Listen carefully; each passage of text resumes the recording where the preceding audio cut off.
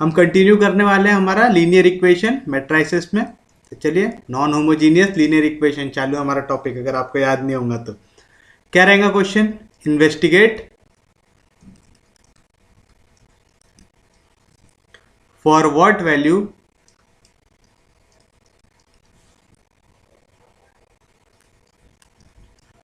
of lambda and mu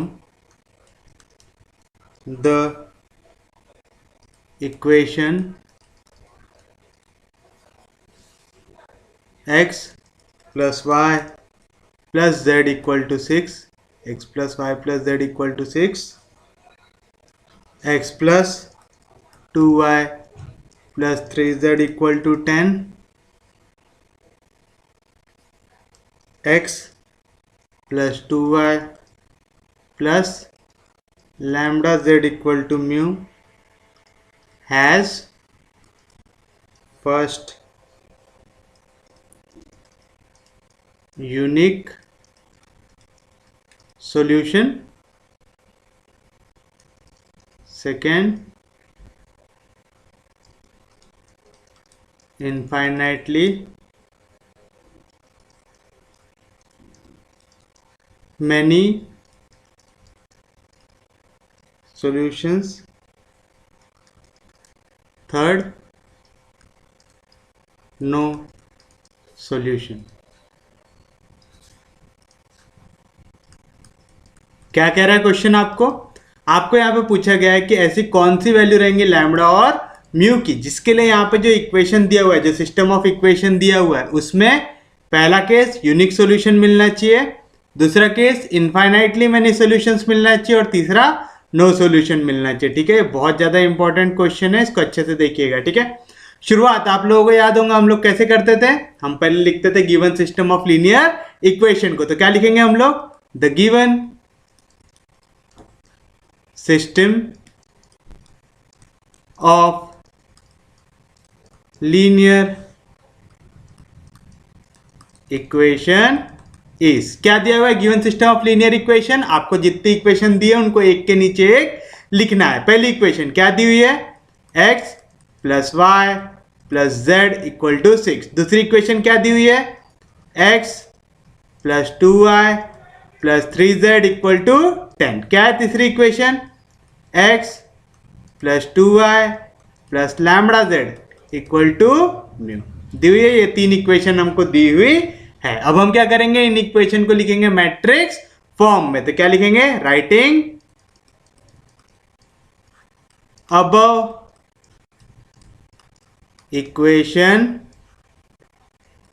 in matrix form we get. कौन से form में लिख रहे हैं हम इनको? मैट्रिक्स फॉर्म में। याद है? कुछ याद आ रहा है कि आगे पार्ट पीछे सपाट चालू है आप लोगों का? मैट्रिक्स फॉर्म कैसे लिखते हैं? पहली रो काय की बनेंगी? पूरी पूरी एक्स की। तो क्या आएगा? 1 1 1 आएगा। दूसरी पहला कॉलम काय का आएगा? पूरा एक्स का। दूसरा कॉलम काय का आएगा? पूरा वाई का। क्या है दूसरा कॉलम? 1 2 2। तीसरा कॉलम पूरा जेड का। तो क्या आएगा? 1 3 लैम्बडा। फिर उसके बाद क्या लिखते? जितने वेरिएबल से, कितने वेरिएबल है यहाँ पे? 3। कौन कौन से? x y z equal to क्या लिखते? कांस्टेंट। क्या है कांस्टेंट की वैल्यू? 6 10 म्यू आएगा। कुछ भी दिक्कत, कुछ भी डाउट? सोपी है, समझा यहाँ तक? पक्के में समझा? सच में समझा? कोई दिक्कत नहीं, कोई डाउट नहीं। ये कौन से फॉर्म में है? ax इक्वल टू b के फॉर्म में, यानी मैट्रिक्स फॉर्म में। तो आप लेंगे this is in the form ax equal to b। जहां पे याद रखना a कौन सा मैट्रिक्स है? Coefficient matrix. a कौन सा मैट्रिक्स रहता है यहाँ पे? Coefficient matrix. अब जब भी आपको unique solution, infinitely many solution, no solution, ये चीज फाइंड करना है, तो आप क्या करते? मैट्रिक्स का रैंक निकालते। रैंक निकालने के लिए कौन सा मैट्रिक्स कंसीडर करते? Augmented matrix. कौन सा मैट्रिक्स कंसीडर करेंगे? Augmented matrix. आप करेंगे कंसीडर द ऑगमेंटेड मैट्रिक्स। उम्मीद है आपको यहां तक पूरा जो स्टेप है वो याद हो गई होंगी। क्या रहता है ऑगमेंटेड मैट्रिक्स? A:B रहता है। तो चलिए बताइए पहले क्या लिखते हैं पूरा मैट्रिक्स A। क्या है पूरा मैट्रिक्स है? XX, पहले पूरा X तो 1 1 1, उसके बाद पूरा Y तो 1 2 2, उसके बाद पूरा Z यानी 1 3 लैम्बडा, फिर उसके बाद डॉट डॉट डॉट डॉट डालते हैं, फिर B की वैल्यू यानी कांस्टेंट की वैल्यू क्या है? 6 10 म्यू। कोई भी दिक्कत, कोई भी डाउट? अब हम लोग क्या करते थे, सबसे पहली वैल्यू को 1 बनाते थे। ऑलरेडी 1 है। उसके बाद क्या करना पड़ता है? ये 1 के नीचे जितनी वैल्यू वहां पे क्या लाने की कोशिश करना? 0 लाने की कोशिश करना है। यहाँ पे 1 में से 1 कैंसिल करेंगे तो 0 हो जाएगा, 1 में से 1 कैंसिल करेंगे तो 0 हो जाएगा। तो कौन कौन सी रो में चेंज ला रहे हैं? सेकेंड रो और थर्ड रो में। तो सेकेंड रो में क्या चेंज लाएंगे? R2 में से 1 में से 1 सब्ट्रैक्ट करेंगे तो 0 आएगा, तो लिखेंगे R2 माइनस R1। R3 रो 3 में भी सेम चेंज लाना है, 1 में से 1 काटना है, R3 माइनस R1 आएगा। कोई भी दिक्कत, कोई भी डाउट? सोपी है, समझ रहा है पक्के में? तो A:B। अब जब भी यहाँ पे अगर दो मैट्रिसेस रहते हैं, यहाँ पे भी मैट्रिक्स है, यहाँ पे भी मैट्रिक्स है, आप यहाँ पे कुछ चेंज लाते तो यहाँ पे भी चेंज आया था, लेकिन यहाँ पे आप A:B लिख रहे हैं तो अब यहाँ पे इक्वल टू का साइन आएगा क्या? नहीं, यहाँ पे साइन आएगा इज इक्विवेलेंट टू। काय का साइन आएगा? Is equivalent to. तो augmented matrix is equivalent to. पहली रो में कुछ चेंज आया क्या? नहीं जी, तो सेम लिखो 1 1 1 6 आएगा। दूसरी रो में चेंज आया क्या? R2 minus R1। तो 1 में से 1 गया 0, 2 में से 1 गया 1, 3 में से 1 गया 2, 10 में से 6 गया 4। कोई भी दिक्कत, कोई भी डाउट? सोपी है, समझा पक्के में? सच में समझा? कोई दिक्कत नहीं, कोई डाउट नहीं? तीसरी रो में भी चेंज आ रहा है, क्या आ रहा? R3 minus R1। तो 1 में से 1 गया, कितना आएगा? 0, 2 में से 1 गया, कितना आएगा? 1, लैम्बडा में से 1 गया तो कितना आएगा?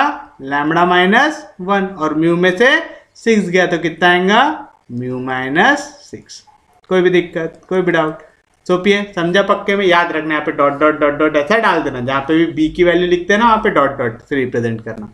अब हम लोग अगला क्या करते हैं, हम यहाँ पे पाइवट एलिमेंट बनाते हैं। हमेशा प्रिंसिपल डायगोनल के थ्रू जाने की कोशिश करना, ठीक है? यहाँ पे बनाते हैं तो यहाँ पे बन जाए, कहीं पे तो भी हमको पाइवट एलिमेंट बनाना है जहाँ पे भी 0 के बाद नंबर आया। पे 0 के बाद नॉन जीरो नंबर कहाँ पे आ रहा? सेकेंड पोजीशन में। वहां पे पहले से क्या बना हुआ है?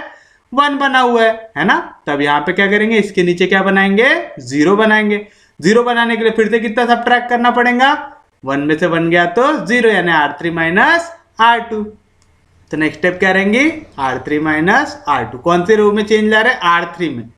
तो इसको ऐसे लिखेंगे, R3 changes to R3 minus R2। तो चलिए बताइए क्या मिलेगा?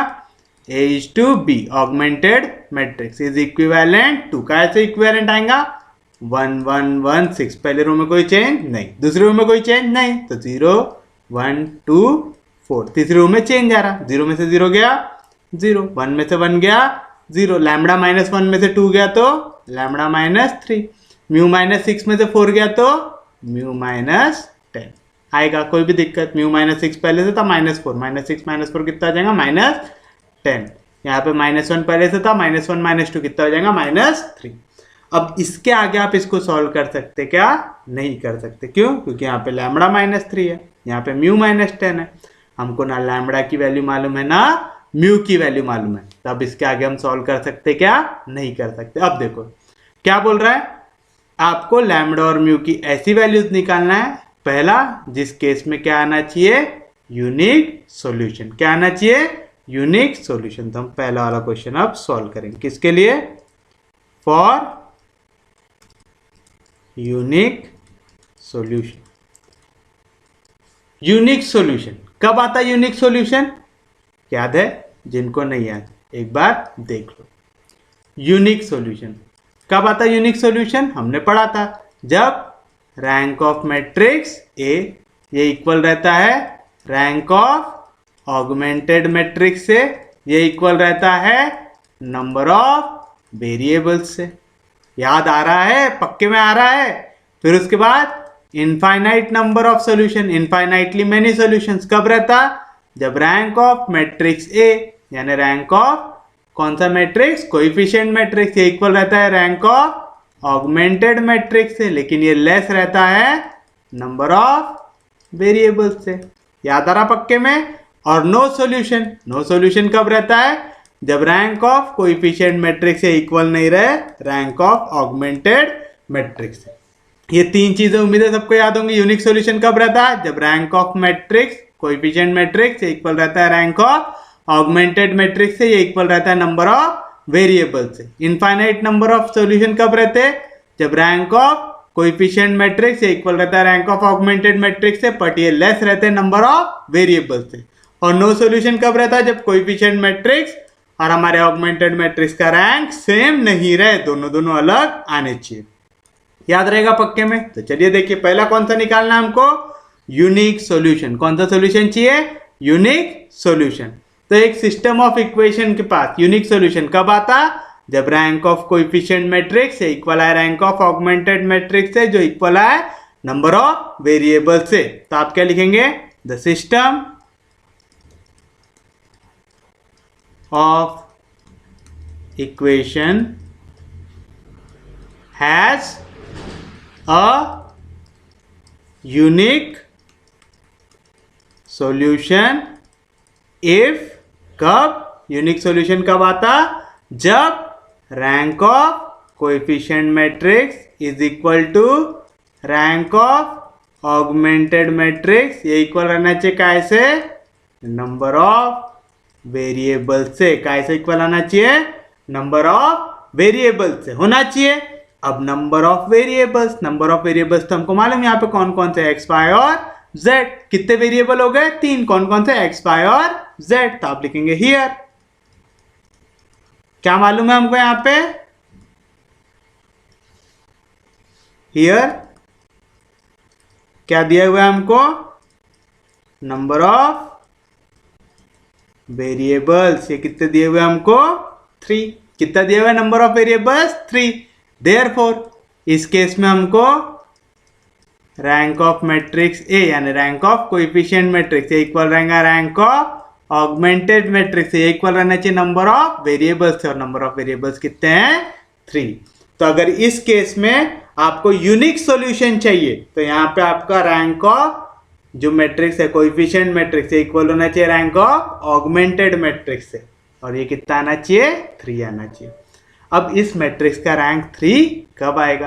अब आप देखो, मैं आपको एक मैट्रिक्स लिख रहा हूँ यहाँ पे। एक मैट्रिक्स है, अज्यूम करो A11, A12, A13A, B11, B12, B13B, और यहाँ पे 0, 0, 1, C दिया हुआ है ऐसा। अब अगर मैं यहाँ पे कांस्टेंट की वैल्यू 0 कर दूँ, क्या कर दिया मैंने? कांस्टेंट की वैल्यू 0। अब आप एक चीज बताओ, आप रैंक ऑफ मैट्रिक्स कैसे निकालते हैं? आप देखते हैं नंबर ऑफ नॉन जीरो रोज। क्या देखते हैं? नंबर ऑफ नॉन जीरो रोज देखते हैं ऐसा। अब अगर मैं यहाँ पे बात करूँ इस मैट्रिक्स की, तो आप एक चीज देख रहे हैं, यहाँ पे तो जो वैल्यू है वो कैसी है? नॉन जीरो है। ये भी नॉन जीरो है। यहाँ पे 0 है, 0 है, 0, लेकिन यहाँ पे क्या आ गया? 1 आ गया। ये कैसा एलिमेंट हो गया? नॉन जीरो एलिमेंट हो गया। यानी वाली भी रो कैसे हो गई? Non zero. तो यहाँ पे पहली भी रो नॉन जीरो है, दूसरी भी रो नॉन जीरो है, तीसरी भी रो नॉन जीरो। तो इस मैट्रिक्स का रैंक कितना आ जाएगा? 3 आ जाएगा। कितना आ जाएगा इस मैट्रिक्स का रैंक? 3 आ जाएगा। आएगा, कोई दिक्कत, कोई डाउट? सोपी है, समझा पक्के में? अब अगर मैं सेम टाइप का मैट्रिक्स लिखता हूँ, A11, A12, A13A, B11, B12, B13B, 0, 0। अब मैं 1 के जगह डाल देता हूँ 0 और यहाँ पे डाल देता हूँ कांस्टेंट C। अज्यूम करो C 0 नहीं है। अब आप एक चीज देखो, हम लोग क्या करते हैं? नंबर ऑफ नॉन जीरो रोज देखते हैं। तो यहाँ पे ऑगमेंटेड मैट्रिक्स जब मैं देखूंगा, पहली रो कैसी है? Non zero. दूसरी रो कैसी है? Non zero. तीसरी रो कैसी है? नॉन जीरो, क्योंकि C कैसा है? Non zero. तो यहाँ पे रैंक ऑफ ऑगमेंटेड मैट्रिक्स कितना आ जाएगा मेरा? 3 आएगा, कोई भी दिक्कत। लेकिन जब मैं ए मैट्रिक्स को देखूंगा, कौन से मैट्रिक्स को? ए मैट्रिक्स को। यहाँ से जो मैं ए मैट्रिक्स लिखूंगा कौन सा रहेगा? डॉट डॉट के पहले वाला। तो रैंक ऑफ ए कितना आएगा? ए मैट्रिक्स के लिए पहला भी एलिमेंट 0 है, दूसरा भी एलिमेंट 0 है, तीसरा भी एलिमेंट 0 है। तो यहाँ पे तीनों एलिमेंट कैसे हैं? 0। ए का मैट्रिक्स कौन सा बनेगा? ये वाला, A11, A12, A13, B11, B12, B13, 0, 0, 0। तो ये कौन सी रो हो गई? 0 रो। किसके लिए? आपके ए के लिए, है ना? याद रखेंगे पक्के में, ए के लिए, हमारे कोएफिशिएंट मैट्रिक्स के लिए। कितनी बन गई आखिरी वाली रो? 0 रो। तो इस केस में रैंक ऑफ ए कितना आ जाएगा? 2 आ जाएगा, तो दोनों का रैंक इक्वल हुआ क्या? नहीं हुआ। समझ रहे? तो हम यहाँ पे हमको क्या चाहिए? Rank of A is to B, कितना आना चाहिए? 3 आना चाहिए। इस केस में देखो, अगर मैं देखता हूं ऑगमेंटेड मैट्रिक्स, है ना, rank of A is to B augmented matrix जब देखता हूं, याली रो नॉन जीरो, याली रो नॉन जीरो, याली रो नॉन जीरो, तो रैंक ऑफ ऑगमेंटेड कितना आ गया? 3 आ गया। आया? उसके बाद अगर मैं कोएफिशिएंट मैट्रिक्स देखता है, सिर्फ और सिर्फ ए वाला मैट्रिक्स देखता हूं, तो मेरे को आखिरी वाली रो कॉलम देखने की जरूरत है क्या? नहीं। क्या आएगा? a11 a12 a13 b11 b12 b13 0 0, और यहाँ पे कोई भी नॉन जीरो एलिमेंट रहना चाहिए। ठीक है, तो यहाँ पे आप देखो, पहली भी रो नॉन जीरो, दूसरी भी रो नॉन जीरो, तीसरी भी रो नॉन जीरो, तो रैंक ऑफ ए भी कितना आ जाएगा? 3 आ जाएगा। आएगा? ये कंडीशन सेटिस्फाई हो रही, rank of A equal to rank of augmented matrix equal to 3 आ रहा था। यानी हमको कैसा मैट्रिक्स चाहिए? जहां पे यहाँ पे कुछ भी हो, यहाँ पे भी कुछ भी हो, बस यहाँ पे जो एलिमेंट है वो कैसा आना चाहिए? Non zero. यहाँ पे जीरो आए चाहे नॉन जीरो, इससे कोई फर्क पड़ता क्या? नहीं। लेकिन यहाँ पे जो एलिमेंट चाहिए वो कैसा चाहिए? Non zero. तो उस केस में हमारा rank of coefficient matrix equal रहेगा रैंक ऑफ ऑगमेंटेड मैट्रिक्स से, जो इक्वल रहेगा 3 से। कोई भी दिक्कत, कोई भी डाउट? सोपी है, समझा पक्के में? तो देखो अब ये कब हो सकता है? दिस इज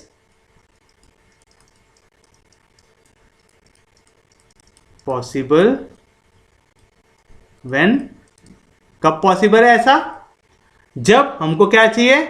यहां पे जो एलिमेंट है वो कैसा आना चाहिए? नॉन जीरो, और यहां पे कोई भी वैल्यू रहे उससे कोई फर्क पड़ता क्या? नहीं। ये वैल्यू नॉन जीरो आनी चाहिए, मतलब लैम्बडा -3 की वैल्यू जीरो नहीं आनी चाहिए, है ना? यही देखा ना हम लोगों ने, यहाँ पे जब नॉन जीरो एलिमेंट आएगा, 1 हमने क्या लिया था? Non zero. तो इस केस में हमारा रैंक ऑफ ए भी 3 आ जाएगा, rank of A is to B यानी ऑगमेंटेड मैट्रिक्स ये भी कितना आ जाएगा? 3 आ जाएगा। ये लाने के लिए हमको यहाँ पे जो एलिमेंट है वो कैसा चाहिए? Non zero. यहाँ पे जीरो आ जाए तो भी चलेगा, यहाँ पे कुछ कांस्टेंट सी भी आ जाए तो भी चलेगा, उससे कोई फर्क पड़ता क्या? नहीं। यहाँ पे अगर नॉन जीरो एलिमेंट है तो हमारा काम हो जाएगा। तो दिस इज पॉसिबल व्हेन, कब? जब ये वाली वैल्यू जीरो नहीं होनी चाहिए, यानी lambda -3 should not be equal to 0, and यहाँ पे म्यू -10 0 हो नहीं हो, उससे कोई फर्क पड़ रहा क्या? नहीं पड़ रहा। तो हम लिखेंगे and mu can have any value, यानी म्यू की यहाँ पे कोई भी वैल्यू रहे उससे हमको कोई फर्क पड़ेगा क्या? नहीं पड़ेगा। कोई भी दिक्कत, कोई भी डाउट? सोपिए, समझा पक्के में? सच में समझा? पक्के में समझा? कोई दिक्कत नहीं, कोई डाउट नहीं? समझ रहा पक्के में? सच में समझ रहा? पक्के में समझ रहा? अगर किसी को नहीं समझा तो टेंशन नहीं लेना, आगे जाके समझ में आ जाएगा। कुछ हार्ड है क्या इसमें? नहीं, क्वेश्चन हद से ज़्यादा आसान है। जितने लोग थोड़ा सा गौर से देख रहे होंगे उनको तो समझ में आना चाहिए। ठीक है, तो ये समझा पक्के में? दैट इज, यहाँ पे क्या आना चाहिए? यहाँ पे -3 इधर गया तो +3, तो lambda should not be equal to 3 and mu can have any value, यानी म्यू की वैल्यू से यहाँ पे कोई फर्क पड़ेगा क्या? नहीं पड़ेगा। तो पहला केस समझ गया। यूनिक सॉल्यूशन कब रहेगा? जब लैम्बडा की वैल्यू 3 नहीं रहेंगी और म्यू की कोई भी वैल्यू आप ले सकते हैं। दूसरा क्या बोल रहा है यहाँ पे? For infinitely many solutions. तो सेकेंड केस हमको किसके लिए सॉल्व करना है? For infinitely many solutions. Infinitely many solutions कब आता है? जब आपका रैंक ऑफ कोएफिशिएंट मैट्रिक्स ये इक्वल रहेगा रैंक ऑफ ऑगमेंटेड मैट्रिक्स से, और वो इक्वल नहीं रहेगा किससे? नंबर ऑफ वेरिएबल से। याद है पक्के में? याद है पक्के में? मैंने लिखा था, अच्छा मैंने जो लिखा है तो मिटा दिया। ठीक है, तो चलो यहां पे लिख लेते हैं। The system of equations have infinitely many solutions if या when। कब infinitely many solutions कब आएगा? जब rank of coefficient matrix is equal to rank of augmented matrix is less than number of variables. कितना आना चाहिए? रैंक ऑफ कोएफिशिएंट मैट्रिक्स से equal रहना चाहिए रैंक ऑफ ऑगमेंटेड मैट्रिक्स से, ये लेस रहना चाहिए किससे? नंबर ऑफ वेरिएबल से। हियर नंबर ऑफ वेरिएबल्स कितना है, हियर नंबर ऑफ वेरिएबल्स कितना दिया हुआ है, 3। Therefore rank of coefficient matrix equal to rank of augmented matrix, ये लेस रहना चाहिए कैसे, नंबर ऑफ वेरिएबल्स, और नंबर ऑफ वेरिएबल्स कितना है, 3। Rank of A is to B, ये 3 से छोटा आना चाहिए। 3 से छोटा कब आएगा, हमको देखना पड़ेगा नंबर ऑफ नॉन जीरो रोज।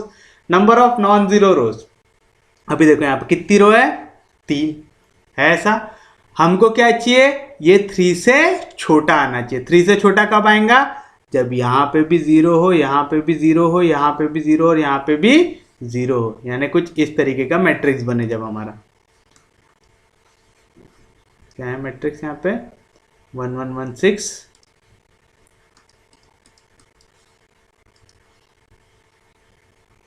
0 1 2 4, और तीसरा है 0 0 लैम्बडा -3 म्यू -10, कुछ इस तरीके का मैट्रिक्स हमारा ऑगमेंटेड है ना। अब वो क्या बोल रहा, हमारा रैंक ऑफ ए ये इक्वल आना चाहिए रैंक ऑफ ऑगमेंटेड मैट्रिक्स, यानी ए और ऑगमेंटेड मैट्रिक्स का रैंक सेम आना चाहिए, और वो लेस रहना चाहिए किससे, 3 से, नंबर ऑफ वेरिएबल्स से। ठीक है, तो 3 से छोटा चाहिए हमको रैंक। 3 से छोटा रैंक कब मिलेगा, जब मैं इसको ऐसा लिखूंगा 1 1 1 6 0 1 2 4 0 0 0 0, लिख सकता है ऐसा। जब मैं ऐसा लिखूंगा तो आप देखो rank of augmented matrix, rank of A is to B, क्या रहता, number of non zero rows. पहली रो में नॉन जीरो एलिमेंट है, हाँ चाहिए। दूसरी रो में नॉन जीरो एलिमेंट है, हाँ चाहिए। तीसरी देखो 1 2 3 4, चारों के चारों एलिमेंट कैसे हैं, 0 थे, 0 रो हो गई है ना। तो हमको कैसी रो देखना है, नॉन जीरो। कितनी नॉन जीरो रो है, 2। तो rank of A is to B कितना आया, 2। ऑगमेंटेड मैट्रिक्स का रैंक कितना आ गया, 2 आ गया। अब हम देखेंगे मैट्रिक्स ए का रैंक, तो यहां से मैट्रिक्स ए कौन सा रहता, ये सामने को कंसीडर करो, कांस्टेंट को कंसीडर नहीं करो। पहली रो कैसी है, नॉन जीरो है, एक भी अगर कांस्टेंट वैल्यू आ गया तो नॉन जीरो। ठीक है, यहाँ पे देखो 0 1 2 1 2 आ गया है ना, तो ये भी रो कैसे हो गई, नॉन जीरो। 0 0 0, ये पूरी रो कैसे हो गई, 0 रो। तो कितनी नॉन जीरो रो हुई, 2। तो रैंक ऑफ ए कितना आया, 2 आया। दोनों के रैंक इक्वल है, हाँ जी है। दोनों के दोनों 3 से छोटे हैं, हाँ जी है। तो ये कब पॉसिबल हो रहा, जब यहाँ पे भी 0 आए और यहाँ पे भी 0 आए, यानी लैम्बडा -3 की भी वैल्यू कितनी आनी चाहिए, 0 आनी चाहिए। म्यू -10 की भी वैल्यू कितनी आनी चाहिए, 0 आनी चाहिए। समझा पक्के में, कोई दिक्कत नहीं, कोई डाउट नहीं। तो आप लिखेंगे this is possible only when, कब ऐसा पॉसिबल है, जब यहां पे भी 0 आए, मतलब लैम्बडा -3 ये 0 हो जाए, एंड यहां पे भी 0 है, यानी म्यू -10 भी कितना हो जाए, 0 हो जाए। दैट इज यहाँ पे -3 इधर गया तो +3, तो लैम्बडा की वैल्यू कितनी आ जाएंगी, 3। एंड म्यू इक्वल टू यहाँ पे -10 इधर गया तो +10, तो म्यू की वैल्यू कितनी आनी चाहिए, 10। तो इनफाइनाइट नंबर ऑफ सॉल्यूशन के लिए लैम्बडा की वैल्यू कितनी आनी चाहिए, 3, म्यू की वैल्यू कितनी आनी चाहिए, 10। कोई भी दिक्कत, कोई भी डाउट, सोपी है, समझा पक्के में। अब तीसरा केस जो हमको कह रहा है वो क्या है, फॉर कहां गया हमारा, no solution.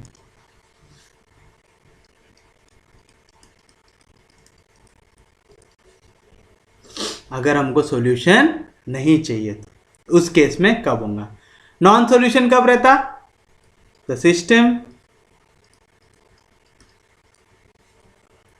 Of equations have no solution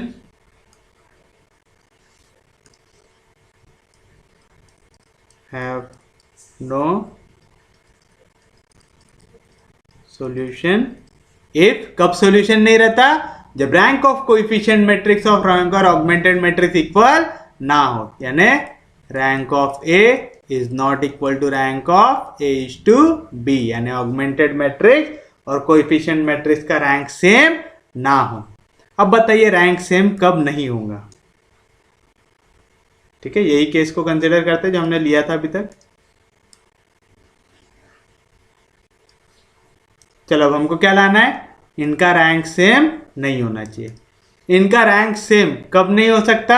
जब हमको कुछ इस तरीके का मिले 1 1 1 6 0 1 2 4 0 0 0 म्यू माइनस 10, है ना। जब इस तरीके का हमको कोई मैट्रिक्स मिलेगा म्यू माइनस 10, अगर कंफ्यूज हो रहा हूँ तो यहाँ पे मैं कांस्टेंट सी लिख देता हूँ। ठीक है, क्या लिख देते हैं यहाँ पे? कांस्टेंट सी लिख देते हैं। ठीक है, जैसे मैं यहाँ पे कांस्टेंट सी लिखता हूँ, आपको क्या दिख रहा है यहाँ पे? Rank of augmented matrix. याद रखना सी यहाँ पे मैं नॉन जीरो बता रहा हूँ। अगर सी नॉन जीरो है तो नंबर ऑफ नॉन जीरो रो, पहली रो भी नॉन जीरो है, हाँ जी है, दूसरी रो भी नॉन जीरो है, हाँ जी है, तीसरी रो में भी देखो यहाँ पे सी आ गया। सी कैसा एलिमेंट है? बोला नॉन जीरो। तो रैंक ऑफ ऑगमेंटेड मैट्रिक्स इस केस में कितना आ जाएगा?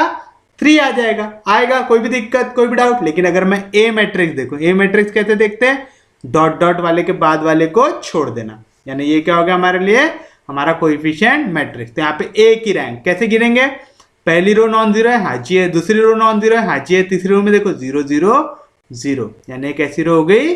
0 रो हो गई। तो इस केस में रैंक ऑफ कोएफिशिएंट मैट्रिक्स कितना आएगा? 1 और 2। तो आप देख रहे हैं ऑगमेंटेड का रैंक है 3 और आपके कोएफिशिएंट का रैंक है 2। दोनों इक्वल है क्या?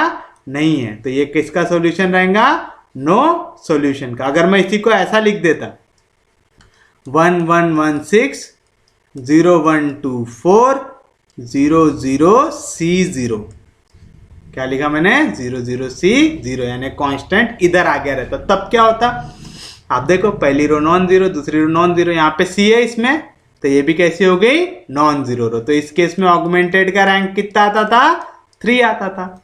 और रैंक ऑफ कोएफिशिएंट कितना आता था? ये डॉट डॉट वाले को हटा दो, तो क्या आएगा? पहली रो भी नॉन जीरो, हाँ जी है, दूसरी रो भी नॉन जीरो, हाँ जी है, तीसरी रो भी नॉन जीरो है, हाँ जी है। तो इस केस में आपका कोएफिशिएंट का भी रैंक कितना आता था? 3। दोनों का रैंक इक्वल है। और कैसे इक्वल है? नंबर ऑफ वेरिएबल्स, यानी कौन सा केस हो गया हमारा? पहला केस। तो आप देखिए यहाँ पे जब आते हैं, यहाँ पे जब कोई कांस्टेंट आ जाए तो हमारी कौन सी वैल्यू हो जाती है? ये यूनिक सॉल्यूशन। जब यहाँ पे कांस्टेंट वैल्यू है, बाकी पूरा 0 है, तब वो कौन सा होता है? No solution. तो ये चीज आपको थोड़ा सा ख्याल रखनी है, नहीं तो आपके क्वेश्चन का बंटाधार हो जाएगा। याद रखेंगे पक्के में? कोई भी दिक्कत, कोई भी डाउट? तो आपको ये कब मिल रहा है? इसको हटाओ नहीं क्या अभी यहाँ पे, क्योंकि ये काम देंगे आपको। अभी इसको यहाँ तक का ही हटाते हैं।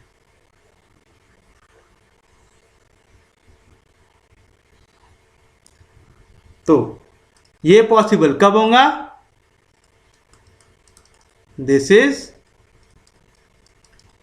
पॉसिबल ओनली व्हेन, कब पॉसिबल होगा ये? जब यहां पे एक कांस्टेंट वैल्यू आए, यहां पे क्या आ जाए? 0 आ जाए। कोई दिक्कत, कोई डाउट? सोपिए, समझ रहा पक्के में? सच में समझ रहा, पक्के में समझ रहा, कोई दिक्कत नहीं, कोई डाउट नहीं। तो हमको यहाँ पे क्या लाना है? 0 लाना है। यहाँ पे जो वैल्यू, कौन सी वैल्यू है? यहाँ पे वैल्यू है लैम्बडा माइनस 3। तो आपको क्या चाहिए? लैम्बडा माइनस 3 की वैल्यू कितनी आ जानी चाहिए? 0 आ जानी चाहिए, आनी चाहिए। कोई भी दिक्कत, कोई भी डाउट? सोपिए, समझा यहाँ पे?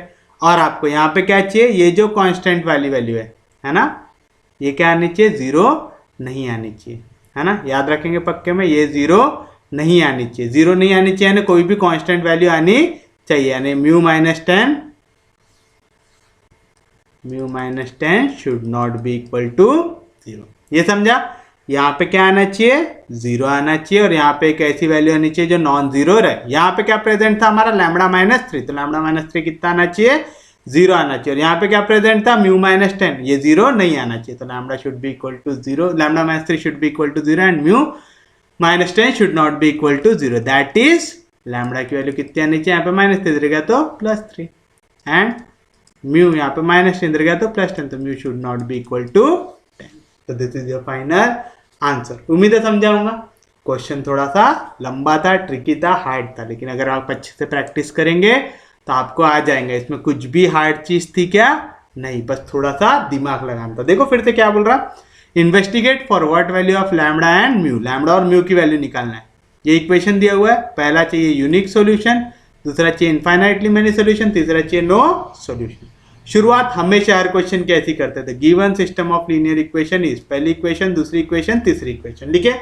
Writing above equation in matrix form. कौन से फॉर्म में लिखना है? मैट्रिक्स फॉर्म में। पहला पूरा x, फिर पूरा y, फिर पूरा z। एक्स वाई जेड, फिर पूरा कांस्टेंट लिखते हैं ऐसा। ये कौन सा फॉर्म है, ए एक्स इक्वल टू बी।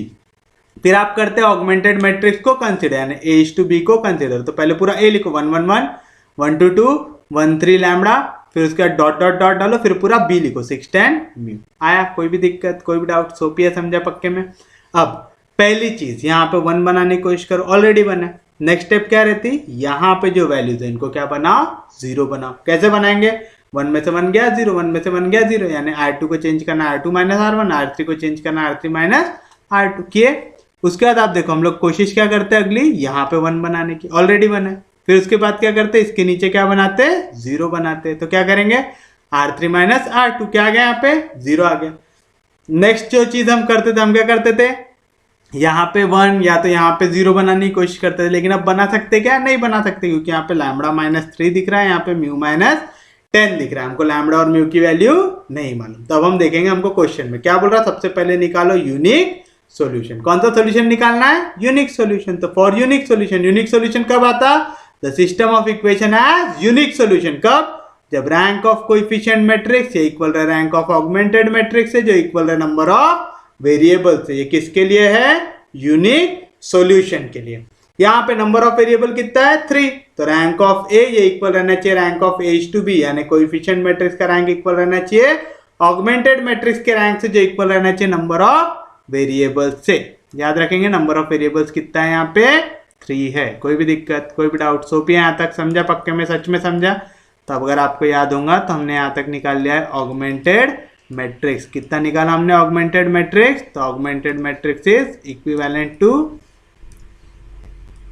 किससे इक्विवेलेंट है, 1 1 1 6 0 1 2 4, तीसरा है 0 0 लैम्बडा माइनस 3 म्यू माइनस 10 है। ऐसा कोई भी दिक्कत, कोई भी डाउट, सोपी है, समझा पक्के में, सच में समझा, पक्के में समझा, कोई दिक्कत नहीं, कोई डाउट नहीं, सबको समझ रहा, पक्के में समझ रहा।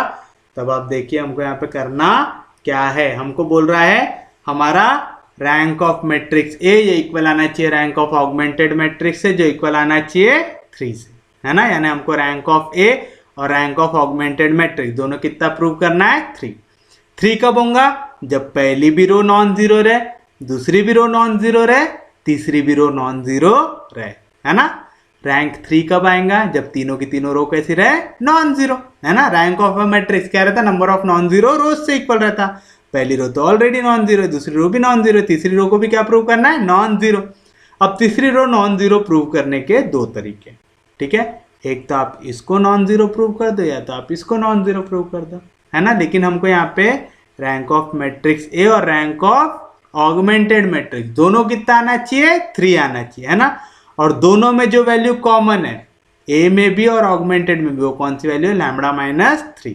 तो ये वैल्यू कैसी रहनी चाहिए, नॉन जीरो रहनी चाहिए, है ना। यानी हमको जो क्वेश्चन है वो किस फॉर्म में रहना चाहिए, 1 1 1 6 0 1 2 4 0 0, यहाँ पे कुछ तो भी कांस्टेंट वैल्यू और यहाँ पे कुछ भी आ सकता है, ठीक है। यहाँ पे कुछ भी आए उससे हमको कोई फर्क पड़ता क्या, नहीं पड़ता, ठीक है। क्यों नहीं पड़ता, अब आप देखो ये वाले मैट्रिक्स को, ठीक है। यहाँ पे कुछ भी वैल्यू है, ठीक है, ये इसको देखने की जरूरत है क्या, नहीं है, तो मैं इसको डैश डाल देता हूँ, यानी यहाँ पे कुछ भी वैल्यू रहे उससे हमको कुछ फर्क नहीं पड़ेगा। क्यों, अब आप देखो हमको क्या देखना पड़ता है, number of non zero rows. तो हम यहाँ पे निकालेंगे ऑगमेंटेड मैट्रिक्स का रैंक। ऑगमेंटेड मैट्रिक्स का क्या रैंक रहेगा, नंबर ऑफ नॉन जीरो रो। पहली रो नॉन जीरो है, हाँ जी, दूसरी रो नॉन जीरो है, हाँ जी, तीसरे इसमें भी क्या आ रहा है, कांस्टेंट आ रहा है यहाँ पे, क्योंकि यहाँ पे कांस्टेंट आ रहा है मतलब ये वैल्यू कैसी है, नॉन जीरो। तो ये रो भी कैसी होगी, नॉन जीरो। तो number of non zero row कितनी है, 3 है। अब हम आएंगे कोएफिशिएंट मैट्रिक्स में। कोएफिशिएंट मैट्रिक्स देखने के लिए बस क्या करो, जहां पे डॉट था वहां पे ब्रैकेट डाल दो और ये एंड की वैल्यू को मत देखो, ठीक है। तो ये हो गया हमारा matrix a, coefficient matrix. 1 1 1 non zero row है, 0 1 2 नॉन जीरो रो है, 0 0 सी, सी यहाँ पे क्या है, नॉन जीरो है। तो ये भी कितना हो गया, रैंक ऑफ ए कितना आ गया हमारा, 3। ये कब पॉसिबल हो रहा, जब यहाँ पे जो वैल्यू है वो कैसी आनी चाहिए, नॉन जीरो। यहाँ की वैल्यू कैसी आनी चाहिए, नॉन जीरो। यहाँ पे कुछ भी उससे कोई फर्क पड़ता क्या, नहीं पड़ता। तो हमको क्या चाहिए, यहाँ पे जो भी वैल्यू आनी चाहिए नॉन जीरो। यहाँ पे कौन सी वैल्यू है, लैम्बडा माइनस 3। तो हमने लिखा this is possible when lambda minus 3 is not equal to 0 and mu can have any value. Mu से हमको कोई फर्क पड़ता क्या, नहीं। यहाँ पे 0 आ जाए तो भी कोई फर्क नहीं, 0 नहीं आए तो भी कोई फर्क नहीं, क्योंकि अगर लैम्बडा -3 ये कोई कांस्टेंट आ गया तो ऑगमेंटेड मैट्रिक्स का रैंक ऑलरेडी कितना आ जाएगा, 3 आ जाएगा। कोई दिक्कत नहीं, कोई डाउट नहीं। दूसरा केस क्या बोल रहा, फॉर इनफाइनाइटली मेनी सॉल्यूशंस। किसके लिए, अब infinitely many solution. Infinitely many solution, system of equation का इनफाइनाइटली मेनी सॉल्यूशन कब होता, जब रैंक ऑफ कोएफिशिएंट मैट्रिक्स से इक्वल रहता है रैंक ऑफ ऑगमेंटेड मैट्रिक्स से, ये लेस रहता है नंबर ऑफ वेरिएबल्स से। समझाए पक्के में, नंबर ऑफ वेरिएबल्स कितने हैं यहाँ पे, 3 है, यानी हमारा rank of A coefficient matrix से इक्वल रहना चाहिए रैंक ऑफ ऑगमेंटेड मैट्रिक्स से, और ये 3 से छोटा रहना चाहिए। अब दोनों मैट्रिक्स के रैंक इक्वल कब आएंगे, जब दोनों मैट्रिक्स में same number of non zero रोज रहेंगी। यानी हमको जो मैट्रिक्स बनाना है वो किस फॉर्म में बनाना पड़ेगा, 1 1 1 6 0 1 2 4। अब आप एक चीज देखो, इनका रैंक 3 से छोटा आना चाहिए। 3 से छोटा क्या हो सकता, 2 हो सकता। ये दोनों रो कैसी है, नॉन जीरो, यानी तीसरी रो पक्के में क्या आनी चाहिए, 0 आनी चाहिए। समझा कैसा दिमाग लगा रहे हैं पक्के में। अब देखो यहाँ से अगर मैं रैंक ऑफ ऑगमेंटेड मैट्रिक्स निकालू, नंबर ऑफ नॉन जीरो रो, पहली नॉन जीरो दूसरी नॉन जीरो, तीसरी वैल्यू कैसी है, 0। रैंक ऑफ कोएफिशिएंट मैट्रिक्स कितना है, इसको देखो, इसको छोड़ दो, तो 1 1 1 0 1 2 0 0 0। यहाँ पे भी कितनी नॉन जीरो रो है, 2 नॉन जीरो, तीसरी रो कैसी है, 0।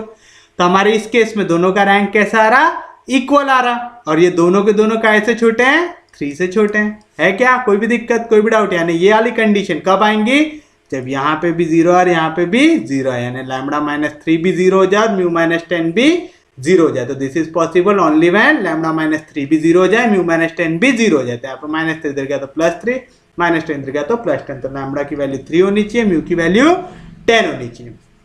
तीसरा केस क्या बोल रहा है, फॉर नो सॉल्यूशन, एक इक्वेशन का सॉल्यूशन कब नहीं निकलता, जब कोएफिशिएंट मैट्रिक्स का रैंक और ऑगमेंटेड मैट्रिक्स का रैंक दोनों कैसा हो जाए, डिफरेंट, दोनों इक्वल नहीं होना चाहिए। ठीक है, ये कब हो सकता, अगर मैं मैट्रिक्स को इस फॉर्म में लिख दूं, 1 1 1 6 0 1 2 4 0 0 0 कांस्टेंट, लिख सकता है ऐसा।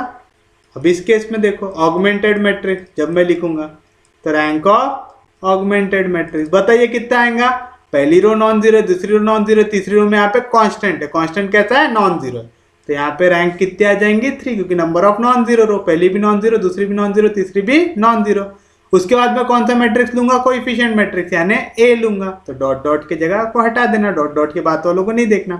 पहली रो कैसी है, नॉन जीरो, दूसरी रो कैसी है, नॉन जीरो, लेकिन तीसरी रो कैसी हो गई, 0 हो गई। तीसरी रो कैसी हो गई, 0 हो गई, क्योंकि यहाँ पे पूरी की पूरी वैल्यू 0 हो गई, तो रैंक ऑफ ए कितना हो जाएगा, 2 हो जाएगा। होगा, कोई भी दिक्कत, कोई भी डाउट। तो ये कब हो रहा, जब यहाँ पे क्या आएगा, 0 आएगा, और यहाँ पे जो वैल्यू आएंगी वो कैसी आएंगी, नॉन जीरो आएंगी, है ना। तो यहाँ पे 0 लाना है, लैम्बडा -3 की वैल्यू कितनी चाहिए, 0। तो this is possible when lambda -3 कितना हो जाए, 0। एंड यहाँ पे जो वैल्यू कैसे आनी चाहिए, नॉन जीरो। तो यहाँ पे जो वैल्यू, उसकी वैल्यू कैसे इक्वल नहीं होनी चाहिए, 0 से नहीं होनी चाहिए। तो mu -10 should not be equal to 0, यानी +3 इधर गया तो -3, तो लैम्बडा इक्वल टू 3, एंड यहाँ पे -2 इधर गया तो +10, mu is not equal to 10। तो this is your final answer. कोई भी दिक्कत, कोई भी डाउट, सोपिए, समझा पक्के में, सच में समझा, पक्के में समझा, कोई दिक्कत नहीं, कोई डाउट नहीं। क्वेश्चन ज्यादा हार्ड है क्या, नहीं, बस आपको थोड़ा सा दिमाग लगाना आना चाहिए। अगर आपको दिमाग लगाना आ गया तो क्वेश्चन बहुत आसान है, लेकिन ये क्वेश्चन इंपॉर्टेंट है, प्लीज छोड़िएगा नहीं।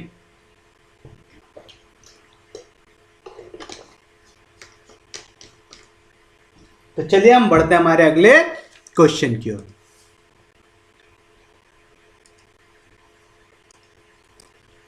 देखिए आपका अगला क्वेश्चन क्या दिया हुआ है,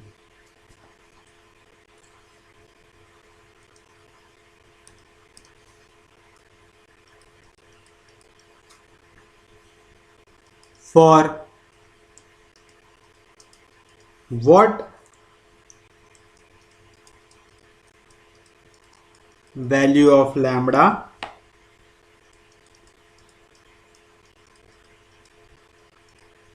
the system of equations lambda x plus 2y minus 2z equal to 1 4x plus 2 lambda y minus z equal to 2, 6x plus 6y plus lambda z equal to 3 has a unique solution. इस case में आपको कैसा solution चाहिए? Unique solution. कैसा solution चाहिए? Unique solution. तो चलिए शुरू करते हैं. शुरुआत हमेशा कैसे करते हैं हम? इक्वेशंस को कंसिडर करके, है ना. जो इक्वेशन रहती है उसको लिखना पड़ता है. तो आप क्या करेंगे? लिखेंगे the given system of linear equation is. क्या है हमारा given system of linear equation? पहली इक्वेशन देखो, lambda x plus 2y minus 2z equal to 1. दूसरा इक्वेशन क्या है? 4x plus 2 lambda y minus z equal to 2. और तीसरा इक्वेशन क्या है?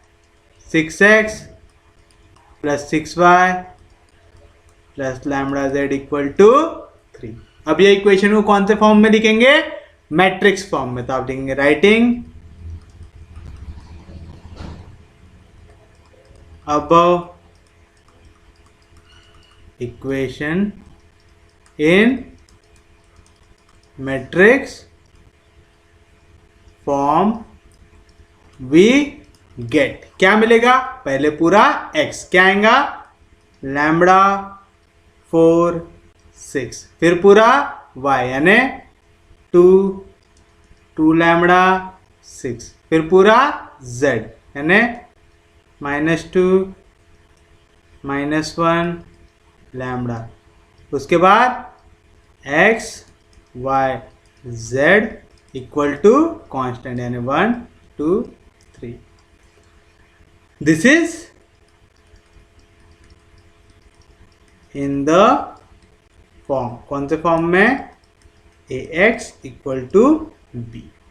अब आप एक चीज देखो, यहाँ पे मेरे को लैम्बडा यहाँ पे भी दिख रहा है, यहाँ पे भी दिख रहा है, यहाँ पे भी दिख रहा है.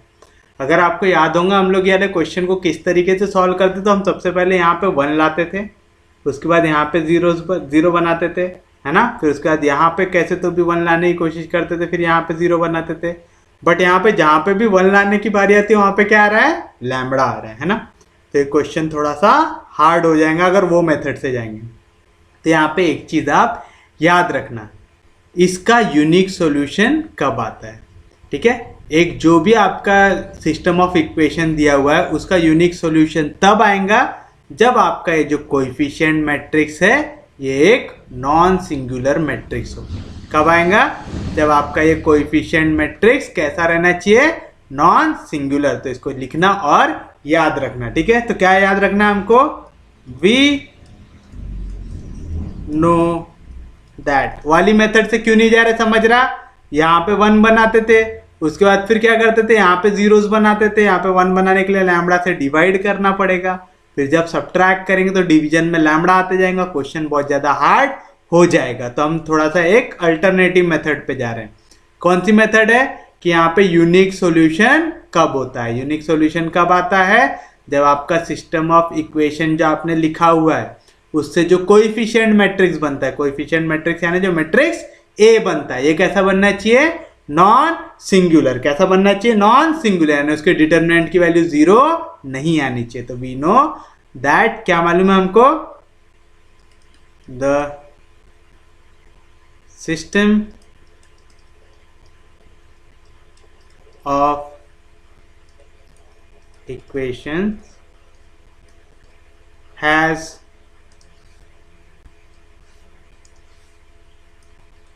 has a unique solution if the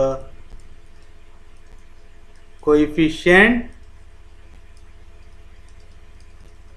matrix is non singular.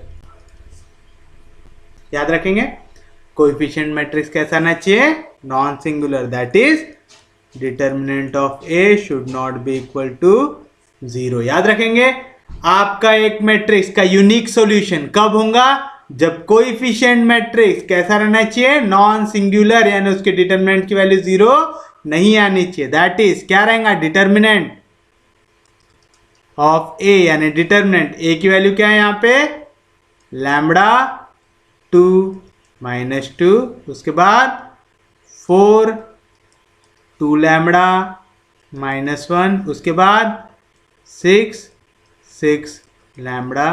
ये क्या नहीं आनी चाहिए, 0 नहीं आनी चाहिए। डिटर्मिनेंट सॉल्व करना आता है सबको, हाँ जी आता है। तो लैम्बडा जैसा था वैसा लिखेंगे। लैम्बडा कहाँ पे, फर्स्ट रो और फर्स्ट कॉलम में, तो ना फर्स्ट रो को देखेंगे ना फर्स्ट कॉलम को देखेंगे, छोड़ेंगे। अब ये दोनों मल्टीप्लाई होंगे तो क्या मिलेगा, 2 लैम्बडा इंटू लैम्बडा, क्या मिलेगा, 2 लैम्बडा स्क्वायर। उसके बाद कौन सा साइन आता, माइनस, तो माइनस इंटू माइनस प्लस, 6 1 जा 6। उम्मीद है सबको सॉल्व करना आता होगा। इससे पहले लेक्चर में मैंने समझाया भी हूँ कैसे करते, ठीक है।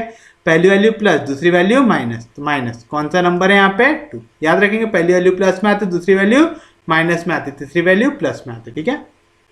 चलो क्या मिलेगा यहाँ पे, 2 कहाँ पे, पहली रो सेकेंड कॉलम में, तो पहली रो को नहीं देखेंगे, सेकेंड कॉलम को नहीं देखेंगे, तो 4 into lambda 4 lambda, minus into minus plus, 6 1 जा 6 आएगा। तीसरी वैल्यू क्या में आती, प्लस में, लेकिन प्लस इंटू माइनस 2 कितना हो जाएगा, -2 होगा। अब क्या नहीं देखेंगे, फर्स्ट रो थर्ड कॉलम नहीं देखेंगे, 6 4 जा 24 माइनस 6 2 जा 12 लैम्बडा। ये क्या नहीं आना चाहिए, 0 नहीं आना चाहिए। कोई भी दिक्कत, कोई भी डाउट, लैम्बडा जाएगा अंदर, ब्रैकेट के मल्टीप्लाई होगा, तो बताइए क्या मिलेगा, 2 लैम्बडा स्क्वायर इंटू लैम्बडा, क्या मिलेगा, 2 लैम्बडा का cube, plus 6 into lambda 6 lambda, minus 4 2 जा 8 lambda, plus into minus minus 6 2 जा 12, प्लस इंटू माइनस माइनस 4 2 जा 8 2 2 जा 4 आएगा, माइनस इंटू माइनस प्लस 12 2 जा 24 lambda should not be equal to 0। चलिए अब इसको सॉल्व कीजिए।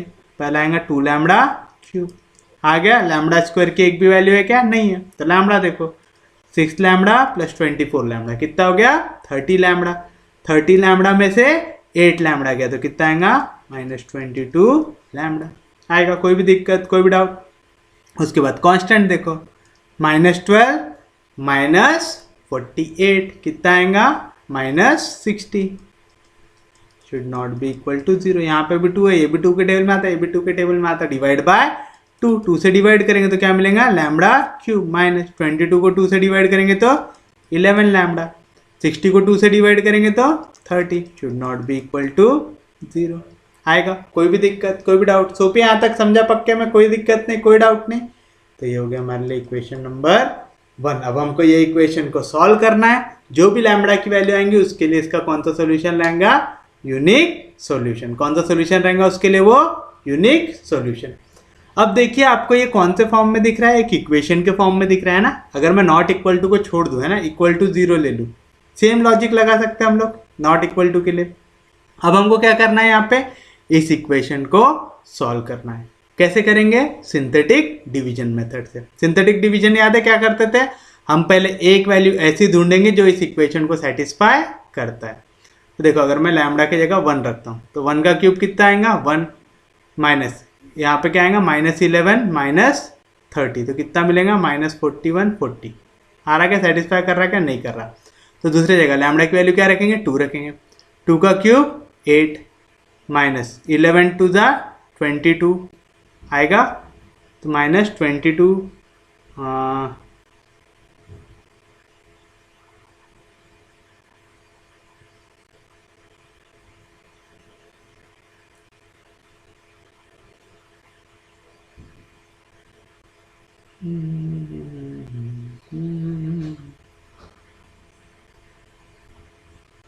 एक मिनट रुका है, यहाँ पे हमने कुछ गलती किया है ना। यहाँ पे 24 था, 24 प्लस 6 आएगा 30 में से 8 गया था, यहाँ पे क्या आना चाहिए, +22। ठीक है, तो यहाँ पे भी क्या आएगा, प्लस आएगा। ठीक है, समझा क्या किया हमने, यहाँ पे ब्लंडर कर दिया था, है ना। हमने मल्टीप्लाई करने के बाद 6 + 24 कितना आएगा, 30, और 30 में से 8 गया तो कितना आना चाहिए, +22 लैम्बडा आना चाहिए, आना चाहिए। कोई भी दिक्कत, कोई भी डाउट? सोफी यहाँ तक समझा पक्के हुए? अब यहाँ पे इसको करना है हमको सॉल्व। जब भी इक्वेशन को सॉल्व करते रहना, नॉट इक्वल टू की जगह इक्वल टू लेके देखना, ठीक है? क्या करना, नॉट इक्वल टू की जगह इक्वल टू लेके देखना, ठीक है? अब इसको इक्वल टू अगर लेते तो क्या आता, lambda cube plus 11 lambda minus 30, एक ऐसे इक्वल हो जाता 0 से। हमको इसके सॉल्यूशन निकालना है ना, नॉट इक्वल टू के कभी रूट निकलते क्या? नहीं, रूट निकालना है तो कौन सा साइन लेना पड़ता है, इक्वल टू। तो हमने क्या किया, ये इक्वेशन को ले लिया इक्वल टू। इसके जो भी आंसर आएंगे उसमें हम क्या डाल देंगे, नॉट इक्वल टू। तो पहले देखो ये इक्वेशन को कौन सी वैल्यू सेटिस्फाई कर रही है, सिंथेटिक डिवीजन लगाना है। 1 लेंगे तो क्या आएगा, 1 का क्यूब 1, 11 1 11, 11 प्लस 1 कितना आएगा 12, 12 में से 30 क्या तो कितना बचेगा 8, 0 आ रहा क्या, नहीं आ रहा। उसके बाद क्या लेंगे, 2 लेके देखेंगे, 2 का क्यूब 8, 11 2 22, 22 प्लस 8 कितना आएगा 30, 30 में से 30 का कितना आ रहा 0।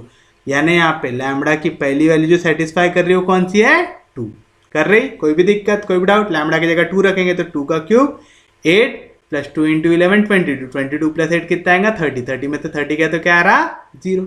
लेकिन हम किसके रूट निकाल रहे हैं, नॉट इक्वल टू के लिए, तो यहाँ पे लैम्बडा की वैल्यू क्या नहीं आएंगी, नॉट इक्वल टू 2। समझ रहे? यानी आप इक्वल टू लेके सॉल्व करोगे, बस उसमें एंड में क्या डाल दोगे, नॉट इक्वल टू। कोई भी दिक्कत, कोई भी डाउट? सोपी है, समझा पक्के में? कोई दिक्कत नहीं, कोई डाउट नहीं? तो ये पहला रूट कैसे निकाले समझा, तो आप लिखेंगे lambda not equal to 2 satisfy 1। कोई भी दिक्कत, कोई भी डाउट? यानी हमको मालूम चल गया लैम्बडा की जो पहली वैल्यू हमको जो लेना है वो क्या लेना है, 2 लेना है। कोई दिक्कत, कोई डाउट? सोपी है, समझा पक्के में? तो चलिए बताइए अब क्या करेंगे अपन, यहाँ पे 2 लेके सॉल्व करेंगे। सिंथेटिक डिवीजन याद है ना सबको, एक रूट निकालते फिर वो वैल्यू को लिखते, ठीक है? अब यहाँ पे सबसे पहले क्यूब की वैल्यू है ना, लैम्बडा क्यूब। लैम्बडा क्यूब के सामने कोई भी नंबर दिख रहा है क्या, नहीं दिख रहा, तो वहाँ पे लैम्बडा क्यूब की वैल्यू क्या आ गई 1। उसके बाद लिखते हैं स्क्वायर वाली टर्म, स्क्वायर वाली टर्म में क्या नहीं है तो यहाँ पे क्या आ जाएंगे उसके जगह 0।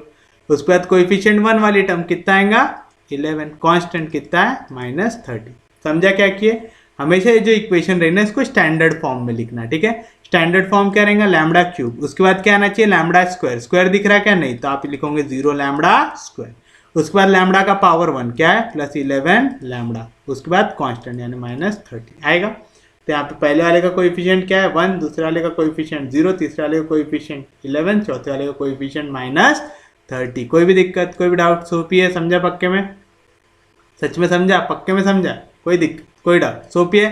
तो चलो सिंथेटिक डिवीजन तो सबको याद होगा, पहली वैल्यू को एज इट इज लिखते फिर इसको मल्टीप्लाई करते, 2 1 2। सिंथेटिक डिवीजन एक लौता ऐसा डिवीजन है जहाँ पे दोनों वैल्यू क्या होती है, ऐड। तो 0 + 2 कितना आएगा 2, 2 2 4, 11 + 4 कितना आएगा 15, 15 2 30। एंड में क्या आ गई वैल्यू 0 आ गई। अगर आप में एंड में वैल्यू अगर 0 नहीं आए तो एक बार फिर से चेक करना है ना, आपने कुछ ना कुछ घापा किया हुआ है। कोई दिक्कत, कोई डाउट? तो आप लेंगे देयरफॉर इक्वेशन या तो 1, सिर्फ सादा ऐसा लिखो 1 कैन बी रिटर्न एज। कैसा लिख सकते हैं अब आप, लैम्बडा क्यूब +11 लैम्बडा -3 को क्या लिख सकते हैं, पहली वैल्यू क्या है यहाँ पे, lambda is not equal to 2, तो यहाँ पे +2 इधर गया तो -2 तो आएगा लैम्बडा -2 इंटू यहाँ पे क्या आएगा, पहली वैल्यू पहले जो है क्या आएगा कांस्टेंट, इसके बाद पावर 1, इसके बाद पावर 2, तो क्या आएगा lambda square +2 lambda +15 is not equal to 0। कोई भी दिक्कत, कोई भी डाउट? सोपी है, समझा पक्के में? सच में समझा? कोई दिक्कत नहीं, कोई डाउट नहीं? सबको समझ रहा, पक्के में समझ रहा? जिनको ये नहीं समझा ये चीज़ याद रखना, ठीक है? जब भी आप सिंथेटिक डिवीजन यूज़ करते हैं ना तो आप ये इक्वेशन को तोड़ते हैं। कौन सी इक्वेशन है, लैम्बडा क्यूब +11 लैम्बडा -30। ये क्या नहीं आना चाहिए, 0 नहीं आना चाहिए। अब हम ये इक्वेशन को तोड़ रहे हैं। हम ये इक्वेशन को क्या लिखेंगे, लैम्बडा क्यूब +11 लैम्बडा -30, इसको हम क्या लिखेंगे अब देखो हमने पहली वैल्यू क्या आनी चाहिए, इसकी वैल्यू 0 नहीं आनी चाहिए। पहले हमने क्या लिया, lambda should not be equal to 2, यहाँ पे +2 इधर गया तो -2, तो मैं ऐसा लिख सकता क्या, lambda -2 is not equal to 0, लिख सकता है ना? यहाँ पे +2 इधर गया तो -2, तो lambda -2 is not equal to 0। तो इसका पहला फैक्टर जो बना वो क्या बना, लैम्बडा -2। असल में आप क्या कर रहे हैं, इसके फैक्टर बना रहे हैं, याद रखेंगे। अब ये सॉल्व करके आपने जो वैल्यू निकाली तो याद रखना सबसे पीछे से जो 0 के बाद से जो पहली वैल्यू रहती है काय की रहती है, कांस्टेंट की। अब पावर 1 से बढ़ाना, कांस्टेंट में पावर क्या आता है 0, है ना। उसके बाद एक पावर डालना, तो यहाँ पे आएगा पावर 1, यहाँ पे आएगा पावर 2, तो क्या मिलेंगे यहाँ पे इनटू पहली वैल्यू क्या आएंगी कांस्टेंट लिख दिए 15 प्लस दूसरी वैल्यू क्या है 2, इसमें क्या पावर डालना है 1, तो लैम्बडा का पावर 1 आएगा। फिर उसके बाद कौन सा साइन आएगा प्लस, उसके बाद क्या नंबर है 1 को मल्टीप्लाई करेंगे कौन से पावर से 2 से, पावर 2 यानी लैम्बडा का स्क्वायर, तो आएगा लैम्बडा स्क्वायर, तो lambda square plus 2 lambda plus 15 है ना यहाँ पे, हाँ 15 है। कोई भी दिक्कत, कोई भी डाउट? सोपी है, समझा पक्के में, सच में समझा, कोई दिक्कत नहीं। और ये जो इक्वेशन है काय से इक्वल नहीं है 0 से, तो ये भी काय से इक्वल नहीं रहेंगी 0 से, तो lambda minus 2 lambda square plus 2 lambda plus 15 should not be equal to 0। कोई भी दिक्कत, कोई भी डाउट? सोपी है, समझा पक्के में, कोई दिक्कत, कोई डाउट? सोपी है, समझ रहा, सच में पक्के में समझ रहा। आज कई सारे लोगों को कई नए नए कंसेप्ट मालूम चल रहे होंगे ना, बट ये सिंथेटिक डिवीजन वगैरह तो शायद आपने 9th में पढ़ा होंगे, तो ये आपको करना तो आना चाहिए। चलिए, तो अब क्या हुआ, पहला ब्रैकेट इंटू दूसरा ब्रैकेट, ये 0 कब नहीं आएगा, जब पहला ब्रैकेट 0 नहीं रहेगा और दूसरा ब्रैकेट 0 नहीं होगा, तो मतलब this implies lambda minus 2 should not be equal to 0 और lambda square plus 2 lambda plus 15 should not be equal to 0। कोई भी दिक्कत, कोई भी डाउट? लेकिन अगर आप ये वाली इक्वेशन को सॉल्व करोगे तो आपको कैसे रूट मिलेंगे, इमेजिनरी रूट मिलेंगे। कैसे रूट मिलेंगे, इमेजिनरी रूट मिलेंगे। क्यों? क्योंकि आपको दिख रहा है यहाँ पे b की वैल्यू है 2 और यहाँ पे जो कांस्टेंट है वो कितना है 15। आपको फॉर्मूला याद है पक्के में, अगर ax square plus b x plus c equal to 0 के जब आप रूट निकालते तो कैसे निकालते थे, minus b plus minus under root of b square minus 4ac upon 2a वाले फॉर्मूले से निकालते थे। याद है पक्के में, सच में याद है? तो बताइए, इस हिसाब से यहाँ पे x की जगह क्या है लैम्बडा आता है, lambda equal to minus b, तो माइनस बी की वैल्यू कौन सी रहती है, जो पावर 1 के साथ रहती, क्या है यहाँ पे 2 plus minus under root of b का स्क्वायर, 2 का स्क्वायर कितना आएगा 4 माइनस क्या आएगा 4 टाइम्स ए सी, तो 4 इंटू 1 4 इंटू 1 इंटू 15, सी की वैल्यू कितनी यहाँ पे 15 है, 15 2 जा 30 15 4 जा 60, तो 4 में से 60 गया तो कितना आएगा -56, -56 रूट के अंदर आएगा, यानी कौन सा नंबर देगा ये, इमेजिनरी नंबर। कौन सा नंबर देगा ये, इमेजिनरी नंबर। और हमने यहाँ पे जो वैल्यू निकालते हो कौन सी निकालते, रियल वाली, इमेजिनरी निकालते क्या नहीं, तो ये कौन सा रूट देता है, इमेजिनरी रूट। तो आप लिखेंगे लैम्बडा स्क्वायर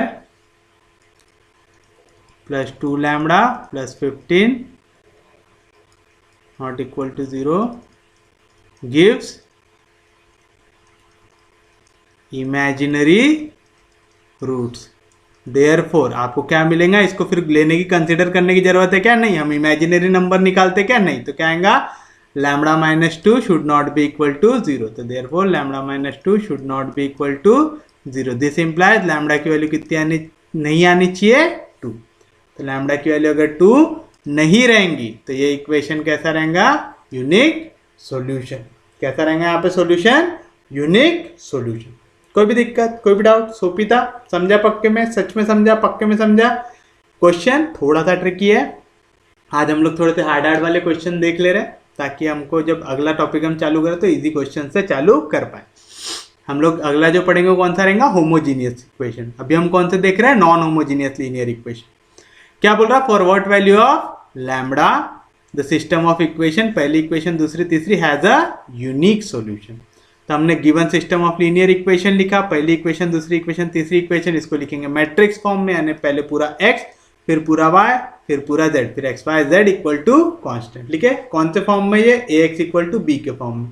यहाँ से हम लोग ऑगमेंटेड मैट्रिक्स को कंसिडर करते थे, लेकिन ऑगमेंटेड मैट्रिक्स वाली मेथड में यहाँ पे क्या दिक्कत है, यहाँ पे भी लैम्बडा है, यहाँ पे भी लैम्बडा है, यहाँ पे भी लैम्बडा है। मेनली हम जहाँ पे 1 लाने की कोशिश करते हैं वहां पे क्या आ रहा है, लैम्बडा आ रहा है।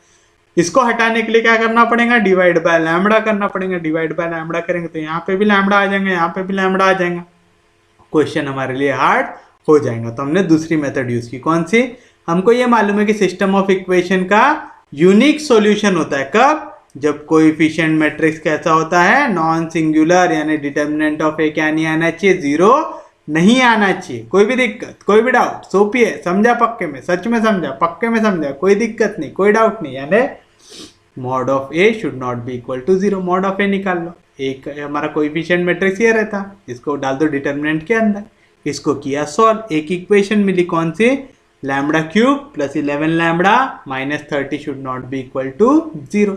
जब भी नॉट इक्वल टू जीरो रहना, इसको जब भी सॉल्व करोगे ना तो इक्वल टू जीरो लेके सॉल्व करना, बस जो फाइनल आंसर आएंगे उसमें क्या डाल देना, नॉट इक्वल टू। ये सबसे सही मेथड रहती है उनको सॉल्व करने की। तो जैसे यहाँ पे अगर मैं लैम्बडा की जगह 2 रखता हूँ तो 2 का क्यूब 8, 11 2 जा 22, तो 22 प्लस 8 कितना आ गया, 30। तो 30 में से 30 का कितना आ रहा, जीरो आ रहा। मेरे को जीरो नहीं चाहिए, यानी जीरो एक केस में आ रहा। कौन से केस में? जिसमें लैम्बडा की वैल्यू में क्या डाल रहा हूँ, 2 डाल रहा हूँ। जैसे लैम्बडा इक्वल टू 2 डालूंगा तो ये इक्वेशन क्या हो जाएंगी, जीरो। अगर मेरे को जीरो नहीं चाहिए तो मैं लैम्बडा क्या नहीं डालूंगा, 2 नहीं डालूंगा, तो lambda not equal to 2 satisfy 1। समझा पक्के में? कोई दिक्कत नहीं, कोई डाउट नहीं। यानी लैम्बडा की वैल्यू 2 नहीं होनी चाहिए। अब इसको सॉल्व करेंगे सिंथेटिक डिवीजन से। कैसे? 2 लिखे, पहले क्यूब वाली वैल्यू को, क्यूब के सामने का कोएफिशिएंट क्या आएगा, 1। स्क्वायर वाला कोएफिशिएंट है क्या, नहीं, तो यहाँ पे क्या आ जाएगा, 0। फिर पावर 1 वाला, फिर कांस्टेंट आया। पहली वैल्यू को बाइज्जत वैसे लिखना, 2 1 जा 2, 0 प्लस 2 2, 2 2 जा 4, 11 प्लस 4 15, 15 2 जा 30, 30 में से 30 क्या, 0। यहाँ पे एंड में हमेशा क्या आना चाहिए, 0 आना चाहिए। अगर नहीं आया मतलब आपने कुछ घापा मारे हैं। अब याद रखना, ये वैल्यू क्या की रहती, कांस्टेंट की। इसके साथ लैम्बडा का पावर 1 आएगा, इसके साथ लैम्बडा का पावर 2 आएगा। आप क्या कर रहे हो, ये इक्वेशन के फैक्टर बना रहे हो। पहला फैक्टर क्या आया, लैम्बडा नॉट इक्वल टू 2, यानी यहाँ पे +2 इधर गया तो -2, यानी लैम्बडा -2 नॉट इक्वल टू 0। तो लैम्बडा -2 ये क्या हो गया, मेरा पहला फैक्टर हो गया। दूसरा फैक्टर क्या है, ये है, क्या है बताया मैंने, 15। कैसा है, कांस्टेंट, इसके साथ कोई वैल्यू नहीं आएंगे, आए 15। उसके बाद पहली वाली वैल्यू के साथ क्या आएगा, लैम्बडा का पावर 1 आएगा, तो 2 इंटू लैम्बडा। उसके सामने वाले के बाद क्या आएगा, लैम्बडा का पावर 2 आएगा, तो लैम्बडा स्क्वायर इंटू 1 क्या आएगा, लैम्बडा स्क्वायर। तो मिला lambda -2 lambda square plus 2 lambda plus 15 should not be equal to 0। आपने ये इक्वेशन को 2 इसमें तोड़ लिया। इसको जब आप देखते हैं, lambda square plus 2 lambda plus 15 not equal to 0, ये कौन से रूट देता है हमको, इमेजिनरी रूट। हमने निकाल के देखा, -b plus minus √b square minus 4ac, 2 का स्क्वायर 4 माइनस 4ac, यानी -4 इंटू 15, 4 इंटू 15 कितना आ जाएगा, 60। 4 में से 60 गया तो -56, रूट के अंदर -56 आ गया, मतलब इमेजिनरी रूट आ गया। इमेजिनरी रूट चलता है यहाँ पे नहीं, हमको कौन सा रूट चाहिए, रियल रूट चाहिए। तो ये वैल्यू हमको क्या दे रहे हैं, इमेजिनरी रूट दे रहे हैं। तो आप लिखेंगे lambda square plus 2 lambda minus 15 not equal to 0 gives imaginary root. Imaginary root दे रहा है तो उसको लेना है क्या, नहीं लेना है। तो पहली वैल्यू को लो, क्या आएगा, lambda -2 is not equal to 0। यहाँ पे -2 इधर गया तो +2, तो lambda should not be equal to 2, यानी लैम्बडा की वैल्यू जब 2 नहीं रहेंगी तो ये सिस्टम ऑफ इक्वेशन का कैसा सोल्यूशन रहेगा, यूनिक सोल्यूशन। तो this is your final answer. उम्मीद है सबको समझाऊंगा, कोई दिक्कत नहीं, कोई डाउट नहीं, सबको समझ में आ रहा, पक्के में समझ में आ रहा, सबके दिमाग में घुस रहा है, किसी को भी कोई दिक्कत नहीं, ऐसा मैं अज्यूम करके चल रहा हूं। अगर आपको कोई डाउट आता है तो प्लीज़ इंस्टाग्राम की आईडी दी हुई है, मैसेज करो, ज़्यादा शर्माओ नहीं, मैं आपको डाउट क्लियर करके दूंगा। चलो अगला क्वेश्चन देखते हैं हम, हमारा क्या दिया हुआ है, for what value of k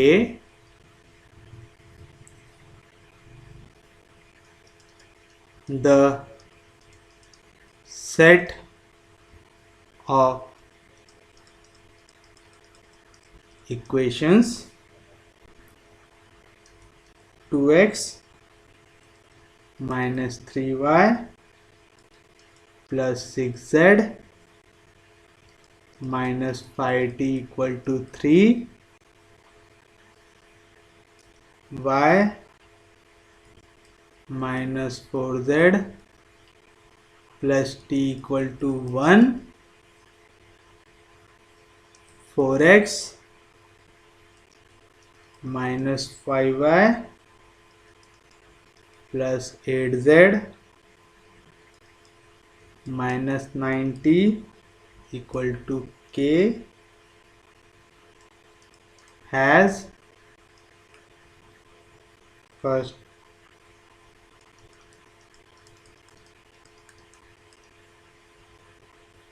infinite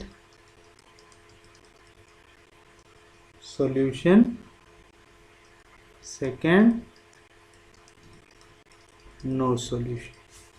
ठीक है, आपसे पूछ रहा है कि यहाँ पे k की ऐसी कौन सी वैल्यू रहेंगी जिसके लिए पहले केस में आपको इनफाइनाइट नंबर ऑफ सॉल्यूशन मिलेगा और दूसरे केस में नो सॉल्यूशन मिलेगा। और एक चीज लिखा है, फाइंड the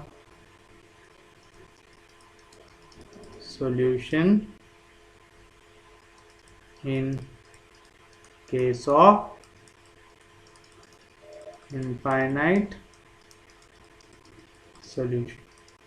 ठीक है, आपको इनफाइनाइट सॉल्यूशन में क्या सॉल्यूशन आएगा ये भी निकालना है। कैसे निकालेंगे? जैसे अभी तक निकालते आए हैं। सॉल्यूशन क्या करेंगे जी? यहाँ पे सबसे पहले लिखेंगे गिवन सिस्टम ऑफ इक्वेशन। तो आप लिखेंगे the given system of linear equations is, पहली इक्वेशन लिखो, क्या है? 2x minus 3y plus 6z minus 5t equal to 3 है। पहला क्वेश्चन हमको ऐसा मिला जहां पे 1 2 3 4 वेरिएबल है। कितने वेरिएबल है? 4 वेरिएबल है। कोई भी दिक्कत, कोई भी डाउट? सोपी है, समझा यहाँ तक? पक्के में समझा? कोई दिक्कत नहीं, कोई डाउट नहीं। उसके बाद देखिए क्या बोल रहा है। उसके बाद हमको बोल रहा है y minus 4z plus t equal to 1। यहाँ पे x की वैल्यू दी है क्या? नहीं, x नहीं है, मतलब क्या होगा? 0 इंटू एक्स होगा। याद रखना, x के नीचे x लिखना, y के नीचे y लिखना, ताकि आपका क्वेश्चन गलत ना हो। तो x की वैल्यू नहीं है तो क्या लिखेंगे हम? 0x plus y minus 4z plus t equal to 1। तीसरी इक्वेशन क्या दी हुई है? 4x minus 5y plus 8z minus 9t equal to k। कौन सी फॉर्म में लिखेंगे जी इसको? मैट्रिक्स फॉर्म में। तो आप लिखेंगे राइटिंग अब equations in matrix form we get. क्या मिलेगा? सबसे पहले आपको लिखना है पूरे के पूरे x, तो क्या आएगा? 2 0 4। फिर पूरा का पूरा y, तो -3 1 -5। फिर पूरा का पूरा z यानी 6 -4 8। फिर उसके बाद पूरा का पूरा t, 4 वेरिएबल है, याद रखना है। t क्या आएगा? -5 1 -9 आएगा। कोई भी दिक्कत, कोई भी डाउट? समझा? पहले पूरा x लिखे, फिर पूरा y लिखे, फिर पूरा z लिखे, फिर पूरा t लिखे। उसके बाद क्या लिखते हैं? कोई जो आपके वेरिएबल्स थे, कौन कौन से यहाँ पे?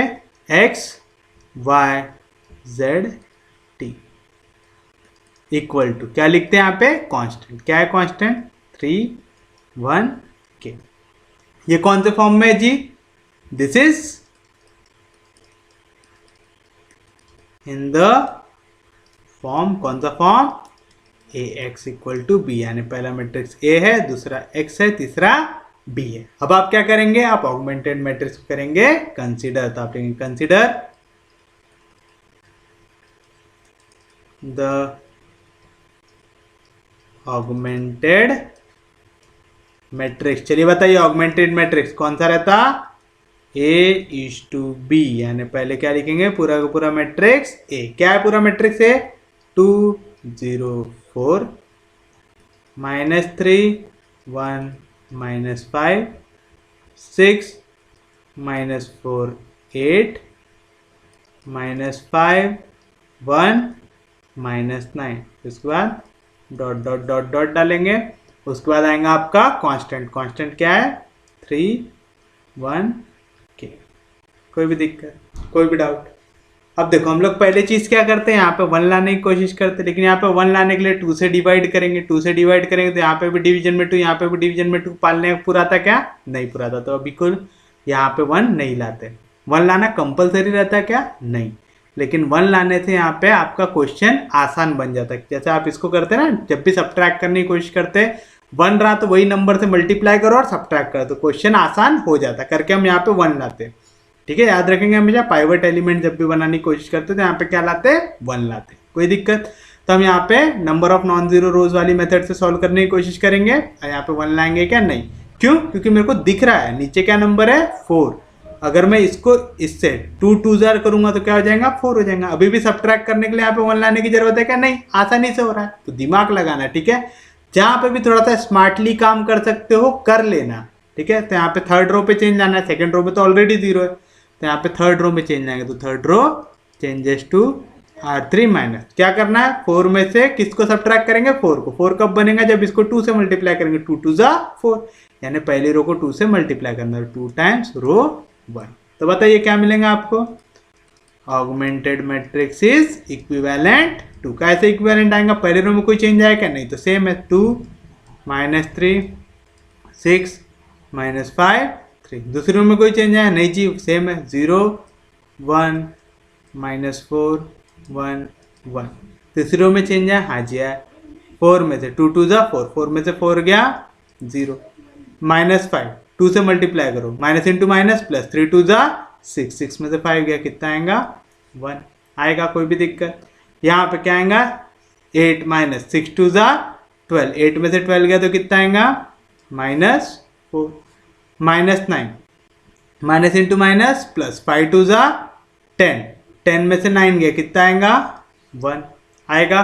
फिर उसके बाद k माइनस 3 2 जा 6 आएगा, k -6 आएगा। कोई भी दिक्कत, कोई भी डाउट? सोपी है, समझा पक्के में? समझा पक्के में? अब देखो यहाँ पे 1 है, इसके नीचे क्या है? 1 है। ये दोनों को सब्ट्रैक्ट करेंगे तो यहाँ पे क्या आ जाएगा? 0 आ जाएगा। 0 ही लाना था हमको, तो हम क्या करेंगे? R3 changes to R3 minus R2 कर देंगे। R3 को R3 माइनस R2 कर दो तो H2B ऑगमेंटेड मैट्रिक्स क्या मिलेगा आपको? पहली रो में कोई चेंज है नहीं है तो लिखो एज इट इज 2 -3 6 -5 3। दूसरी रो में कोई चेंज नहीं, 0 1 -4 1 1। तीसरी रो में चेंज, हाँ जी, 0 में से 0 गया 0, 1 में से 1 गया 0, -4 में से -4 गया 0, 1 में से 1 गया 0, k -6 में से और 1 गया तो क्या आ जाएगा? k -7। कोई भी दिक्कत, कोई भी डाउट? सोपी है, समझा पक्के में? सच में समझा? पक्के में समझा? सच में समझा? कोई दिक्कत नहीं, कोई डाउट नहीं? समझ रहा है? पक्के में समझ रहा है? अब यहाँ पे क्या बोल रहा है? पहला आपको कौन सा सॉल्यूशन चाहिए? Infinite solution. कैसा सॉल्यूशन चाहिए? इनफाइनाइट सॉल्यूशन चाहिए। तो आपको यहाँ पे देखो, आपको एक चीज दिख रहा है जो आपका A है। सिमिलरली आप मैट्रिक्स A को क्या लिख सकते हो? डॉट डॉट वाले को छोड़ दो तो आएगा 2 -3 6 -5 0 1 -4 1 0 0 0 0। आ रहा है ऐसा? कोई भी दिक्कत, कोई भी डाउट? अब आप एक चीज देखो, यहाँ से आपको दिख रहा है कि रैंक ऑफ मैट्रिक्स A कितना आ रहा है? नंबर ऑफ नॉन जीरो रो कितने हैं यहाँ पे? 2। तो रैंक ऑफ मैट्रिक्स A कितना आ रहा है? 2 आ रहा है। कोई भी दिक्कत, कोई भी डाउट? सोपी है, समझ रहा? पक्के में? सच में समझ रहा? तो आप लिखेंगे वी नो दैट, क्या मालूम है आपको? रैंक ऑफ अ मैट्रिक्स क्या रहता? Equal to number of, rank of a matrix is equal to number of non zero rows. Number of non zero rows. तो बताओ यहाँ पे रैंक ऑफ ए कितना आएगा? Number of non zero row. कितनी non zero row है? पहली रो non zero है, दूसरी रो नॉन जीरो, लेकिन तीसरी रो में क्या आ रहा है? 0 आ रहा है। मतलब यहाँ पे रैंक ऑफ मैट्रिक्स ए कितना आ गया? 2 आ गया। तो therefore rank of matrix A कितना आ गया हमारा? 2 आ गया। कोई भी दिक्कत, कोई भी डाउट? क्योंकि यहाँ पे ए के वक्त आप देख रहे हैं यहाँ पे k-7 कौन से मैट्रिक्स में है? ऑगमेंटेड मैट्रिक्स में। कोएफिशिएंट मैट्रिक्स की तरफ है क्या वो? नहीं। तो कोएफिशिएंट मैट्रिक्स का कुछ भी चेंज होगा कि k की वैल्यू से? नहीं होगा। ये समझा पक्के में? कोई दिक्कत नहीं, कोई डाउट नहीं? अब देखो क्या पहला केस क्या है? Infinite solution. कितने सॉल्यूशन चाहिए आपको? Infinite solution. तो अपन लिखेंगे first for for infinite solution. ठीक है, इनफाइनाइट नंबर ऑफ सॉल्यूशन कब आता है? इनफाइनाइट नंबर ऑफ सॉल्यूशन कब आता है? जब रैंक ऑफ कोएफिशिएंट मैट्रिक्स ये इक्वल रहता है रैंक ऑफ ऑगमेंटेड मैट्रिक्स से, जो लेस रहता है नंबर ऑफ वेरिएबल्स से। तो आप लिखेंगे द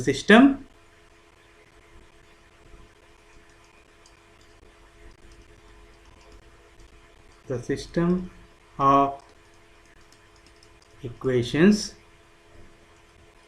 has infinite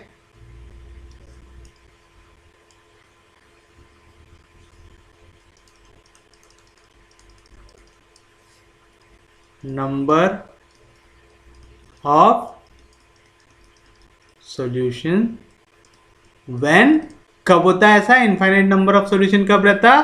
जब rank of coefficient matrix is equal to rank of augmented matrix is less than number of variables. होता ऐसा? कोई भी दिक्कत, कोई भी doubt? Here number of variables, कितने नंबर ऑफ वेरिएबल्स? 4 है। तो यहाँ पे आप कोई भी रैंक लो, हमेशा 4 से छोटा आएगा। एंड हमने यहाँ पे रैंक ऑफ मैट्रिक्स ए निकाला, रैंक ऑफ मैट्रिक्स से कितना आना चाहिए? 2 आना चाहिए, आना चाहिए, है ना। रैंक ऑफ मैट्रिक्स से कोएफिशिएंट मैट्रिक्स का रैंक कितना निकाला? 2। तो इस हिसाब से ऑगमेंटेड मैट्रिक्स का रैंक भी कितना आना चाहिए?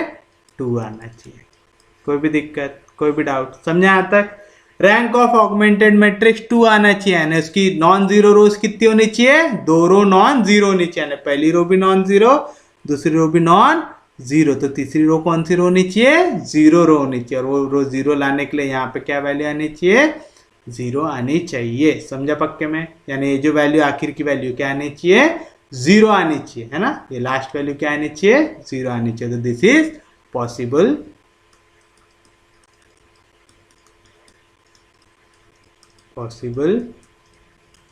ओनली इफ या ओनली व्हेन, कब? आपका आखिरी जो वैल्यू क्या हो जाए? 0 आ जाए, यानी k-7 कितना हो जाए? 0 हो जाए, है ना। आखिरी वाली वैल्यू अगर 0 आ जाएंगे तो ये पूरी रो कौन सी बन जाएंगी? 0 रो। हमको number of non zero row कितनी चाहिए? 2। पहली रो नॉन जीरो, दूसरी रो नॉन जीरो, तो तीसरी रो कैसी चाहिए? 0, यानी k-7 कितना आना चाहिए? 0 आना चाहिए। दैट इज k की वैल्यू कितनी आनी चाहिए? 7 आनी चाहिए। तो यानी जब भी k की वैल्यू 7 आएंगी तो आपका ये मैट्रिक्स क्या बन जाएगा? एक इनफाइनाइट नंबर ऑफ सॉल्यूशन। कितने सॉल्यूशन हो जाएंगे? Infinite number of solution. कोई भी दिक्कत, कोई भी डाउट? सोफी यहाँ तक समझा? पक्के में समझा? तो k की वैल्यू जब 7 हो जाएंगी तो यहाँ पे क्या आ जाएंगे? Infinite number of solution. आपको बोल रहा है find the solution in case of infinite number of solution. आपको यहाँ पे सॉल्यूशन भी निकालना है। तो चलो k की वैल्यू 7 ले लो। तो when k equal to 7, the augmented matrix becomes, चलिए बताइए क्या बन जाएगा हमारा ऑगमेंटेड मैट्रिक्स? यहाँ पे k-7 है, k की वैल्यू अगर 7 रख दे, 7 में से 7 गया 0, तो क्या बन जाएगा? 2 - 3 6 एज इट इज लिखो। a is to b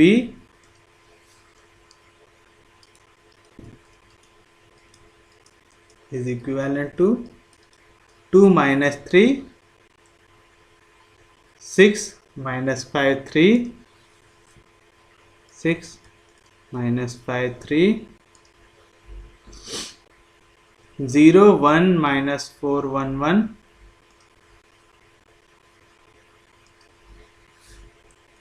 0 1 - 4 1 1। और फिर पूरी रो कैसी आनी चाहिए? 0 आनी चाहिए।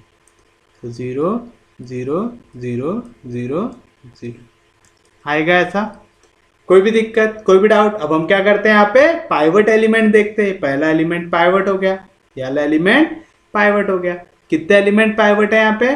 2 है। पाइवट एलिमेंट याद है? ऐसा एलिमेंट जिसके पीछे वाला नंबर अगर कोई है और जिसके नीचे वाला नंबर अगर कोई है, वो क्या आना चाहिए? 0 आना चाहिए। इसके पीछे कोई नंबर है क्या? नहीं। नीचे वाला नंबर 0 है, तो ये कौन सा एलिमेंट बन गया? Pivot element.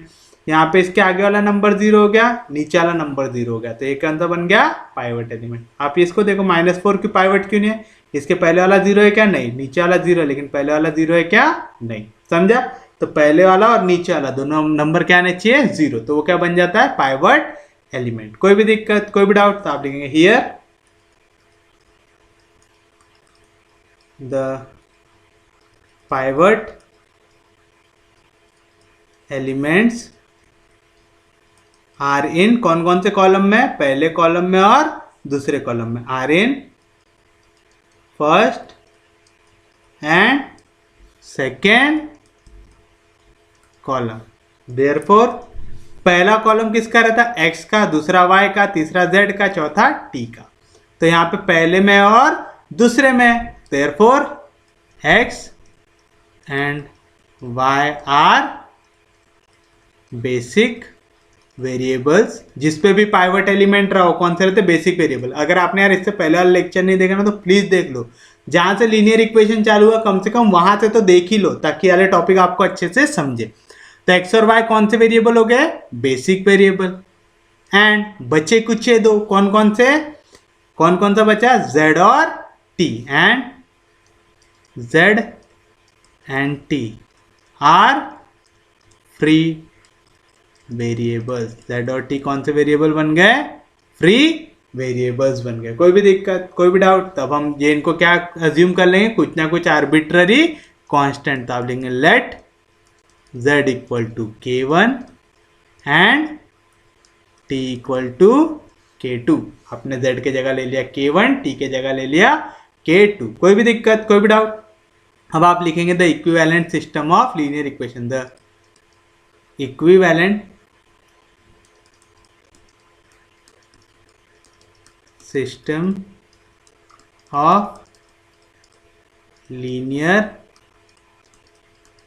Equation is. Equivalent system कैसे लिखते हैं याद है, हम हमेशा ऑगमेंटेड मैट्रिक्स को देखते हैं, पक्का याद है। तो जो पहले वाली जो आपका कॉलम रहेगा, इसको काय के साथ मल्टीप्लाई करेंगे, x के साथ, दूसरे वाले को y के साथ, तीसरे वाले को z के साथ, चौथे वाले को t के साथ, और आखिरी वैल्यू क्या रहेंगे, इक्वल टू कांस्टेंट। तो चलो बताओ इक्विवेलेंट सिस्टम ऑफ इक्वेशन क्या बनेगा, 2 इंटू एक्स यानी 2x minus 3 into y plus 6 into z minus 5 into t equal to constant equal to 3। कैसे लिखे समझा, पक्के में समझा, सच में समझा, कोई दिक्कत नहीं, कोई डाउट नहीं। इससे पहले हमने यहाँ पे कहीं पे इक्वेशन दिए हैं क्या, नहीं दिए, तो हो जाएगा हमारे लिए इक्वेशन नंबर 1 होगा। दूसरी इक्वेशन क्या आएगा, 0 इंटू एक्स लिखने की जरूरत है नहीं, 1 इंटू वाई यानी क्या आएगा y माइनस 4 इंटू जेड, तो आएगा माइनस 4 z, 1 इंटू टी यानी plus t equal to constant, constant क्या है 1। कोई भी दिक्कत, कोई भी डाउट, हो गया इक्वेशन नंबर 2। कोई भी दिक्कत, कोई भी डाउट, यहाँ तक समझा पक्के में।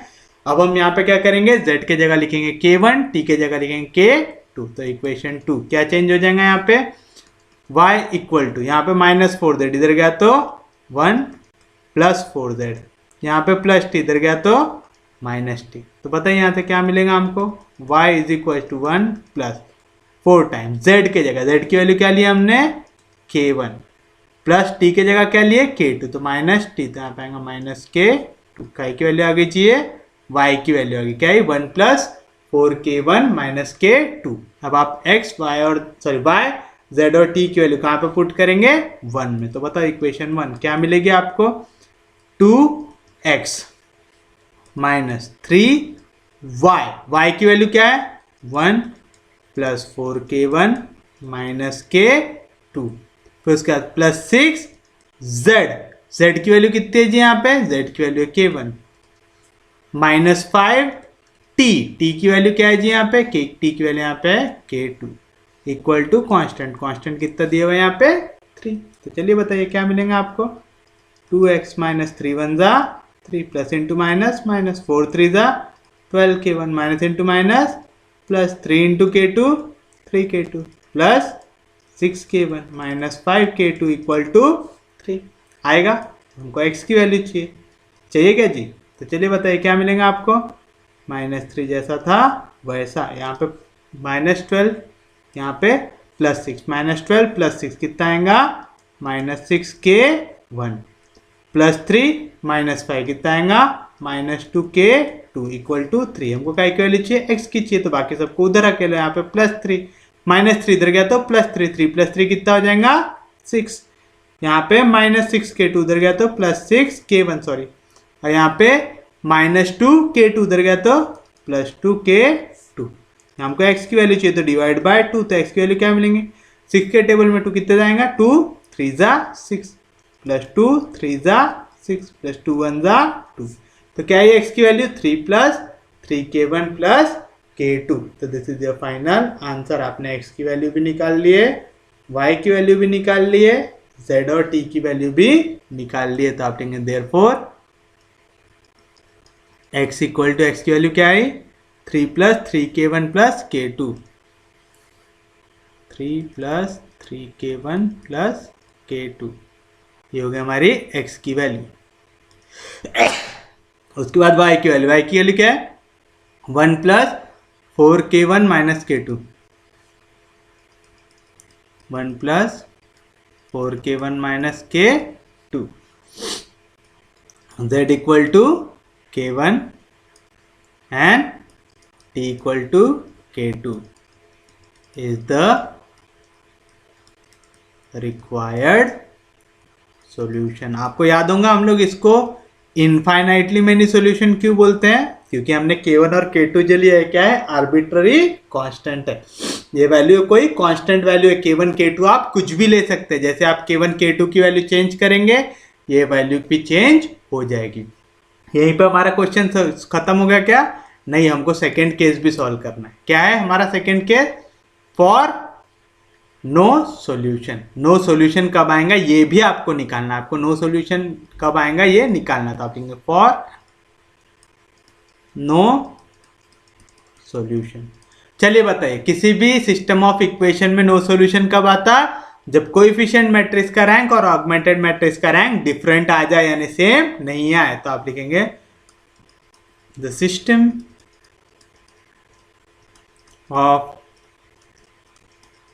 equations has no solution if, कब होता नो सॉल्यूशन, जब रैंक ऑफ अ मैट्रिक्स, जो आपका रैंक ऑफ कोएफिशिएंट मैट्रिक्स है is not equal to rank of augmented matrix, यानी दोनों का रैंक अलग आना चाहिए। ये कब होगा, देखो रैंक ऑफ ए कितना निकाले आपने 2 निकाले, रैंक ऑफ ए 2 है, ठीक है, तो ये रैंक ऑफ ए हो गया हमारा 2। तो रैंक ऑफ ए अगर 2 है, इसका रैंक अगर 3 आ जाए, है ना, दोनों इक्वल नहीं आने चाहिए, तो यहाँ पे ये दो रो तो कुछ चेंज हो सकता है क्या, अब नहीं हो सकता, जो भी चेंज हो सकता है सिर्फ आखिरी रो में चेंज हो सकता है। अगर सपोज करो कि k-7 की वैल्यू 0 नहीं है, ठीक है, तो ये कैसा बन जाएगा, यहाँ पे ये वाली वैल्यू नॉन जीरो बन जाएंगे। जैसे ही नॉन जीरो बनेंगे तो हम नंबर ऑफ नॉन जीरो रो गिनते हैं ना, रैंक ऑफ मैट्रिक्स क्या था, नंबर ऑफ नॉन जीरो रो, पहली रो भी नॉन जीरो, दूसरी रो भी नॉन जीरो, तीसरी रो भी नॉन जीरो। यानी ये चीज कब होंगी, जब k-7 कैसा आएगा, नॉन जीरो, यानी इसकी वैल्यू 0 नहीं आएंगे। तो आप लिखेंगे this is possible only when, कब ऐसा पॉसिबल है, जब आखिरी जो एलिमेंट है ऑगमेंटेड मैट्रिक्स का वो कैसा आ जाए, नॉन जीरो आ जाए। अगर आपने वाला क्वेश्चन याद होगा जो इसके पहले के पहले किए थे, तो सेम लॉजिक लगाया था हमने, तो हम लिखेंगे this is possible only when k-7 is not equal to 0 आएगा ऐसा। ये वाली वैल्यू क्या नहीं आनी चाहिए, नॉन जीरो आनी चाहिए, नॉन जीरो आनी चाहिए में k-7 0 नहीं होना चाहिए, तो k-7 should not be equal to 0, that is यहाँ पे -7 इधर गया तो +7, तो k should not be equal to 7। तो this is your final answer. कोई भी दिक्कत, कोई भी डाउट, सोपी है, समझा, पक्के में समझा, सच में समझा, कोई दिक्कत नहीं, कोई डाउट नहीं। तब हम देखते हैं हमारा नॉन होमोजीनियस लीनियर इक्वेशन का आखिरी क्वेश्चन। ये रहा आपकी स्क्रीन पे, चलिए देखिए क्या दिया हुआ है।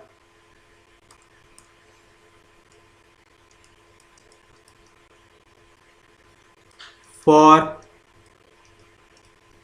what value of lambda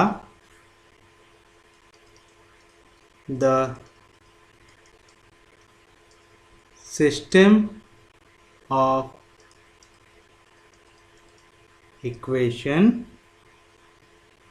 x plus y plus z equal to 1, x plus 2y plus 4z equal to lambda,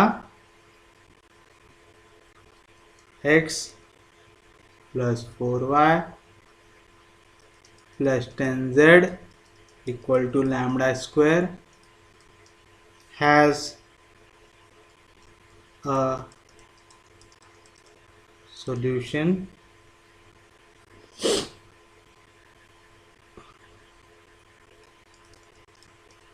find the solution in each case.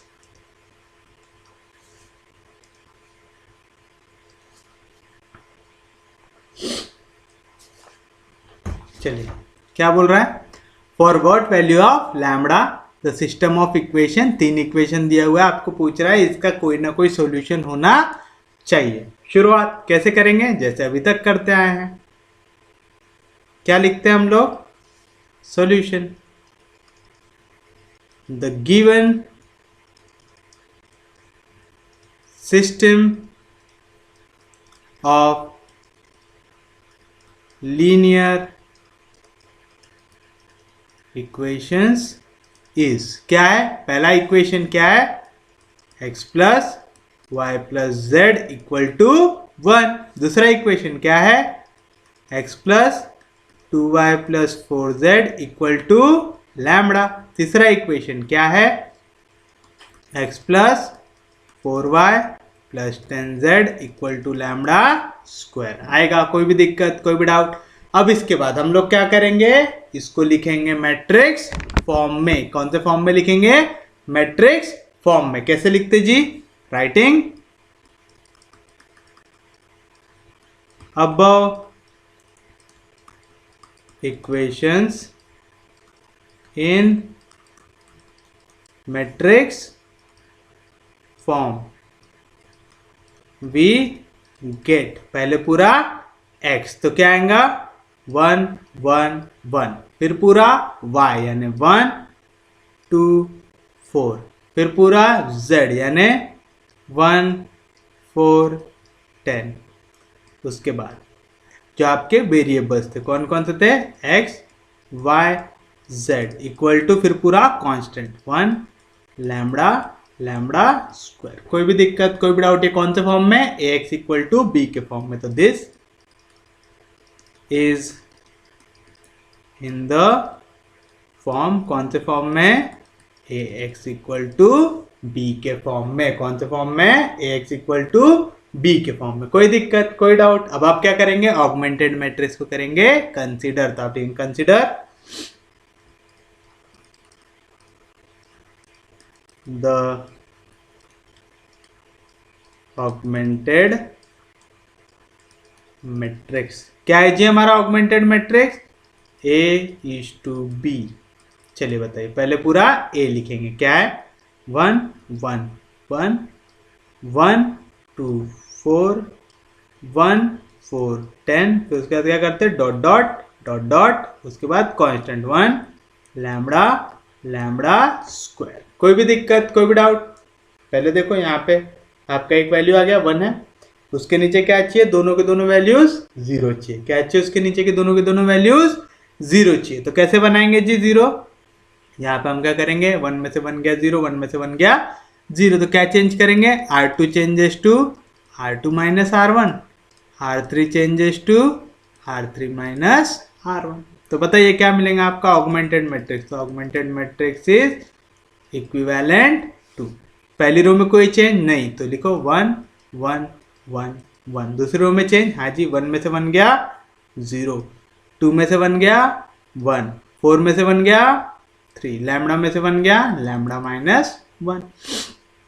यहाँ पे भी सेम चीज, 1 में से 1 गया 0, 4 में से 1 गया 3, 10 में से 1 गया 9, और लैम्डा स्क्वायर में से बन गया लैम्डा स्क्वायर माइनस 1 आएगा। कोई भी दिक्कत, कोई भी डाउट? उसके बाद देखो यहाँ पे भी 1 आ गया, ना कैलकुलेशन आसान हो जाएगा हमारे लिए, है ना। 1 में से कितने को काटना है? 3 को। कैसे काटेंगे इसको? अगर मैं 3 से मल्टीप्लाई कर दूँ, 3 1 जा 3, 3 में से 3 क्या? 0। तो row 3 changes to row 3 minus 3 times row 2। कर सकते हैं ऐसा? तो बताइए ऑगमेंटेड मैट्रिक्स का ऐसे इक्विवेलेंट मिलेगा मेरे को। पहली रो में कोई चेंज नहीं तो सेम लिखो 1 1 1 1। दूसरी रो में कोई चेंज नहीं तो सेम लिखो 0 1 3 लैम्डा माइनस 1। तीसरी रो में कोई चेंज, हाँ 0 में से 0 गया 0, 3 में से 3 1 जा 3, 3 में से 3 गया 0, 9 में से 3 3 जा 9, 9 में से 9 गया 0। यहाँ पे क्या मिलेगा? लैम्डा स्क्वायर जैसा था वैसा, minus 3 into lambda minus 3 lambda minus into minus plus 3 1 जा 3, 3 में से 1 गया तो प्लस 2 आएगा ऐसा। कोई भी दिक्कत, कोई भी डाउट? जितों को नहीं समझा हुए देखो, लैम्डा स्क्वायर माइनस 1 जैसा था वैसा, minus 3 into row 2, second row में क्या वैल्यू है? लैम्डा माइनस 1 है, तो क्या मिलेगा? लैम्डा स्क्वायर माइनस 1 जैसा था वैसा, minus 3 into lambda minus 3 lambda minus into minus plus 3 1 जा 3, तो क्या मिलेगा? लैम्डा स्क्वायर जैसा था वैसा, माइनस 3 लैम्डा माइनस 1 प्लस 3 कितना आएगा? प्लस 2, तो lambda square minus 3 lambda plus 2। कोई भी दिक्कत, कोई भी डाउट? सोपी है, समझा पक्के में? सच में समझा? पक्के में समझा? कोई दिक्कत नहीं, कोई डाउट नहीं? अब देखो क्या बोल रहा,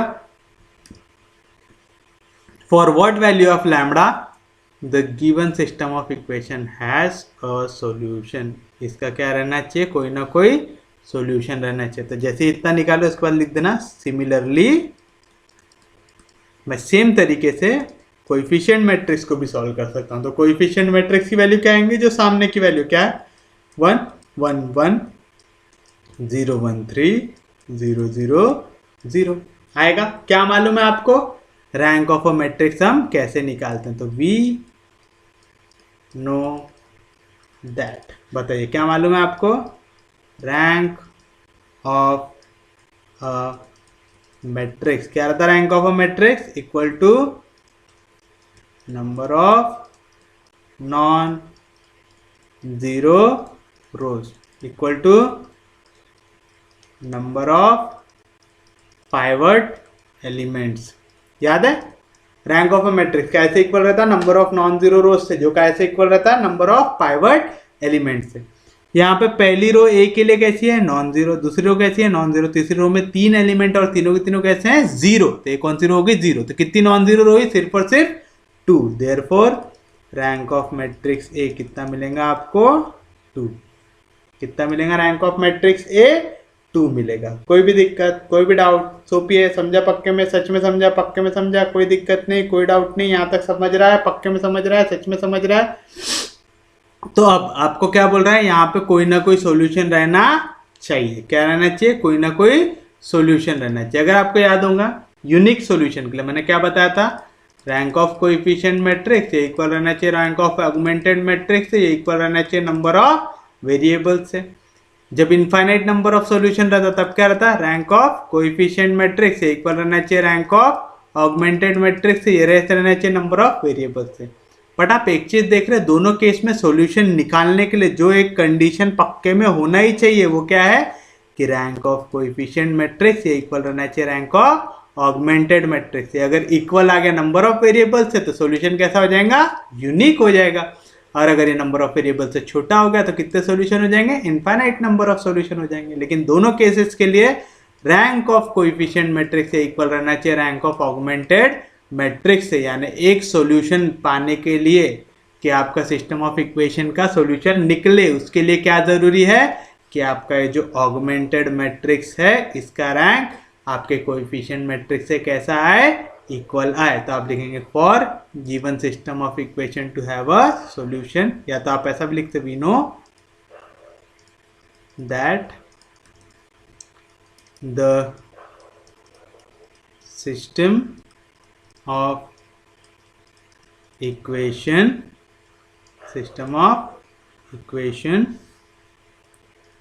has a solution। कब होता है सॉल्यूशन? कब रहता है उसका? when rank of a matrix coefficient matrix is equal to rank of augmented matrix.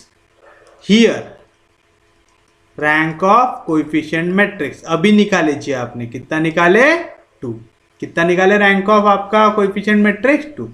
Therefore rank of augmented matrix यानी rank of A to B, ये भी कितना आना चाहिए 2 आना चाहिए।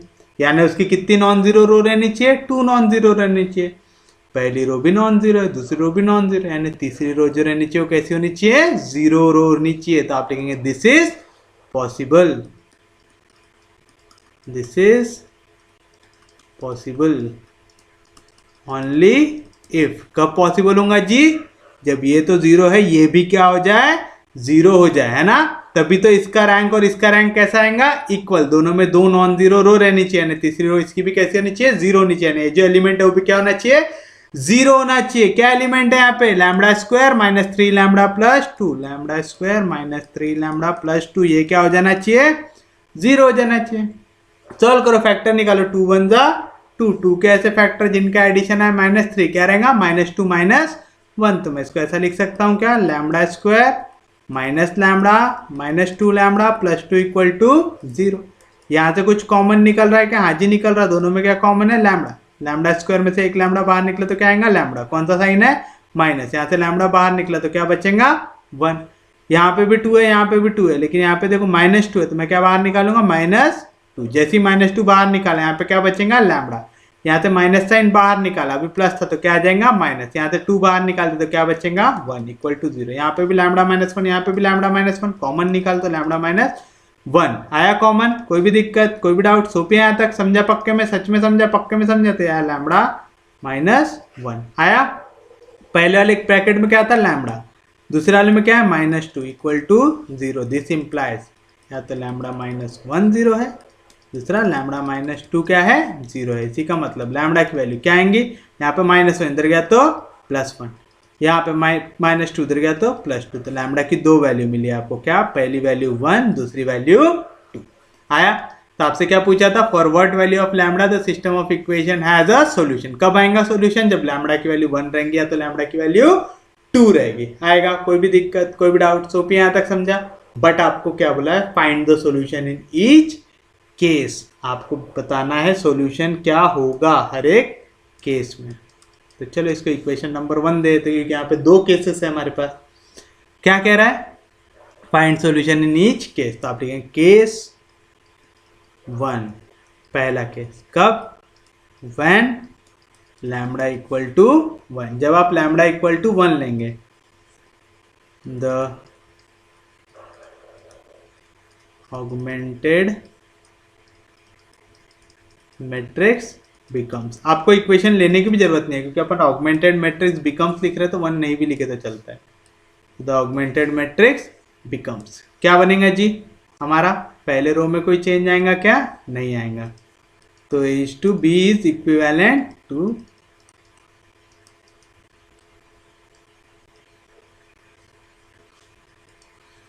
क्या है 1 1 1 1, वाह अच्छी है रो, 1 1 1 1। दूसरी रो क्या है 0 1 3 लैम्बडा -1, लैम्बडा की जगह क्या लिखना है 1, 1 में से 1 गया 0, तो आएगा 0 1 3 0 0 1 3 0, समझा। लैम्बडा की जगह 1 रखे, 1 में से 1 गया तो कितना आ जाएगा 0। लैम्बडा की जगह 1 रखोगे, 1 इसका रूट है ना, 1 का क्यूब 1 -3, 1 में से 3 गया तो -2 प्लस 2 कितना आ जाएगा 0। याद रखना जब भी रूट की वैल्यू डालते तो आंसर क्या आता 0, तो क्या आ गया जी यहाँ पे 0 0 0 0 आएगा। कोई भी दिक्कत कोई भी डाउट। पाइवट एलिमेंट कहाँ कहाँ पे जी, पहले कॉलम में और दूसरे कॉलम में, तीसरे कॉलम का जो था वो क्या आ गया 0 आ गया। पाइवट एलिमेंट याद है कैसे देखते हैं, लेफ्ट साइड और नीचे की वैल्यू क्या आनी चाहिए 0। देखो इसके लेफ्ट में कोई भी नहीं था, नीचे 2 वैल्यूज थी, दोनों क्या आ गई 0, तो कौन सा एलिमेंट बन गया पाइवट एलिमेंट। इसके लेफ्ट में भी वैल्यू क्या है 0, नीचे जो वैल्यू था वो भी क्या है 0, तो ये भी कौन सा एलिमेंट बन गया पाइवट एलिमेंट बना। कोई भी दिक्कत, तो कितने पाइवट एलिमेंट बने 2 पाइवट एलिमेंट, तो आप लिखेंगे the pivot elements are in first and second column. कौन कौन से कॉलम में, फर्स्ट और सेकेंड कॉलम में। देयरफॉर कहाँ कहाँ तो कौन कौन सा बेसिक वेरिएबल बनेगा, देयरफॉर पहला कॉलम किसका रहता है, एक्स का, तो एक्स, दूसरा कॉलम किसका रहता है, वाई का, तो x and y are basic variables. कौन से वेरिएबल्स है वो, basic variable. And z be the free variable, z कौन सा वेरिएबल है, फ्री वेरिएबल, यानी आप इसको क्या लोगे, कोई ना कोई कांस्टेंट, तो आप लेंगे लेट z इक्वल टू के, z की जगह क्या ले लिए, k ले लिए। अब हम क्या लिखेंगे, equivalent system of linear equation, तो आप लेंगे the equivalent system of linear equation is, कैसे लिखते हैं, पहला x का, दूसरा y का, तीसरा z का, चौथा कांस्टेंट का, याद रखिएगा। पहला x का, अच्छा नहीं चलता है क्या यहाँ पे, पहला x का, दूसरा y का, तीसरा z का, चौथा कांस्टेंट का। तो चलो बताओ क्या बनेंगी इक्वेशन, x वन जा x प्लस y वन जा y, z वन जा z equal to constant, constant कितना है 1, इक्वेशन नंबर 1। दूसरी इक्वेशन क्या बनेंगी, 0 इंटू एक्स, 0 लिखने की जरूरत है क्या, नहीं, y वन जा y प्लस 3 into z, 3z equal to constant, constant कितना है जी 0, इक्वेशन नंबर 2। कोई भी दिक्कत, कोई भी डाउट, चलिए बताइए इक्वेशन नंबर 2 को जब सॉल्व करेंगे तो क्या मिलेगा, y यहाँ पे प्लस 3z इधर गया तो equal to minus 3z, this implies y की वैल्यू क्या मिलेंगे आपको, माइनस 3, z की वैल्यू कितनी है जी, k है, तो आएगा माइनस 3। कोई भी दिक्कत, कोई भी डाउट, तो आप करेंगे put y equal to minus 3k and z equal to k in 1, we get, बताइए क्या मिलेंगे आपको, x प्लस y की वैल्यू क्या है माइनस 3k, प्लस z की वैल्यू क्या है जी k, equal to constant, constant कितना है 1, माइनस 3k प्लस k कितना आएगा माइनस 2k, तो x minus 2k equal to 1 आएगा, माइनस 3k प्लस k कितना आएगा माइनस 2k, तो x minus 2k equal to 1, यहाँ पे माइनस 2k उधर गया तो plus 2k, this implies x equal to 1 plus 2k।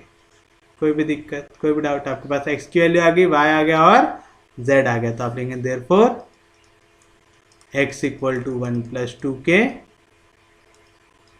y equal to minus 3k and z equal to k is the required solution. ये हो गया पहला केस। अब आएगा हमारा केस 2, सेकेंड केस। बताइए जी क्या है हमारा सेकेंड केस, हमारा सेकेंड केस है जब लैम्बडा की वैल्यू क्या आ जाएंगी 2, तो आप लिखेंगे when lambda equal to 2 the augmented matrix becomes, lambda की वैल्यू क्या आ गई जी हमारी 2 आ गई। बताओ ऑगमेंटेड मैट्रिक्स क्या बनेगा, पहली रो तो सेम रहेंगी 1 1 1 1, तो आ गया A is to B is equivalent to 1 1 1 1। दूसरा क्या आएगा 0 1 3, लैम्बडा की जगह क्या रख रहे वैल्यू 2, 2 में से 1 गया तो कितना बचेगा 1, तो आएगा 0 1 3 1, क्या आएगा 0 1 3 1, और लास्ट क्या आ जाएगा 0 0 0 0, क्योंकि आपको याद होगा हमने आपको बताया था जब भी आप रूट की वैल्यू पुट करते हो तो वैल्यू क्या आ जाती है 0। जैसे आप यहाँ पे लैम्बडा की जगह 2 रखोगे, 2 का स्क्वायर 4, 4 प्लस 2 6, 3 2 जा 6, 6 में से 6 गया 0, आया परफेक्ट, कोई दिक्कत कोई डाउट। अब आपको यहाँ पे क्या करना है सॉल्यूशन निकालना है। फिर से बताइए, पहले कॉलम में है आपका पाइवट एलिमेंट, दूसरे कॉलम में, तीसरे कॉलम में क्या नहीं है, तो आप क्या लिखेंगे, since the pivot elements are in first and second column, therefore कौन कौन से आपके बेसिक वेरिएबल रहेंगे, जिसमें भी पाइवट एलिमेंट है वो basic variable. Therefore x and y are basic variables and z be the free variable. कोई भी दिक्कत, कोई भी डाउट, जो भी फ्री वेरिएबल रहा उसको ले लो के, तो आप लिखेंगे लेट z इक्वल टू के। कोई दिक्कत, कोई डाउट। अगर आपको सेम वेरिएबल नहीं लेना है, ऊपर आपने के लिए तो आप नीचे k1 भी ले सकते हैं, लेकिन आपने केस 2 मेंशन किया है तो आप फिर से के ले सकते हैं। कोई दिक्कत, कोई डाउट यहाँ पे, लेकिन मेंशन करना केस 2 ऐसा करके, ठीक है। तो z की वैल्यू क्या हो गई, k हो गई। हम फिर से क्या लिखेंगे यहाँ पे, equivalent system of linear equation. तो आप लिखेंगे the equivalent system of linear equation is. चलिए बताइए पहला क्या है, पहला वाला रो आपको पहला वाला कॉलम क्या करेंगे, x का, दूसरा y का, तीसरा z का। अब तो समझ गया होगा, तो क्या आएगा x plus y plus z equal to 1। ये हो गया हमारा इक्वेशन नंबर, इससे पहले हम दे चुके, शायद 2 इक्वेशन है ना, 2 इक्वेशन दे चुके थे, हो गया इक्वेशन नंबर 3। उसके बाद y plus 3z equal to 1, ये हो गया इक्वेशन नंबर 4। कोई भी दिक्कत, कोई भी डाउट तो बताओ, इक्वेशन नंबर 4 क्या मिलेगा आपको। यहाँ पे y इक्वल टू, यहाँ पे प्लस 3z, इधर गया तो माइनस 3z, तो 1 माइनस 3z। z की वैल्यू कितनी है जी, यहाँ पे z की वैल्यू है k, तो आएगा 1 माइनस 3 टाइम्स z की जगह आ गया k, तो हमको मिल गया y की वैल्यू, y की वैल्यू मिल गई। तो आप लिखेंगे put y equal to 1 minus 3k, z equal to k in equation number 3। We get, क्या मिलेंगे आपको, x प्लस वाई, वाई की जगह क्या आ गया 1 minus 3k, plus z, z की जगह क्या आ गया जी k इक्वल टू 1। हमको क्या की वैल्यू चाहिए, x की चाहिए। तो बताइए क्या मिलेगा आपको, यहाँ पे माइनस 3k प्लस के कितना आएगा, माइनस 2k, इधर माइनस 2k, इधर गया तो प्लस 2k, यहाँ पे प्लस 1, इधर गया तो माइनस 1, उनमें से 1 गया 0, तो x की वैल्यू कितनी आई 2k। कैसे निकाले समझा, 3k में माइनस 3k प्लस के कितना आएगा माइनस 2k, इधर माइनस 2k, इधर गया तो प्लस 2k, था 2k, यहाँ पे प्लस 1, इधर गया तो माइनस 1, उनमें से 1 गया 0, तो आप लेंगे therefore x equal to 2k, y equal to 1 minus 3k, z equal to k is the required solution. उम्मीद है समझाऊंगा, जितनों को नहीं समझा एक बार और देख लीजिए। क्या बोल रहा है, for what value of lambda the system of equation x plus y plus z equal to 1, x plus 2y plus 4z equal to lambda, x plus 4y plus 10z equal to lambda square has a solution. किसी भी equation का solution तब होता है जब rank of coefficient matrix equal आ जाए rank of augmented matrix से। ठीक है, ये याद रखना है, कभी भी सॉल्यूशन कब निकलता है, जब ऑगमेंटेड मैट्रिक्स का रैंक और कोएफिशिएंट मैट्रिक्स का रैंक कैसा आता है, इक्वल आता है।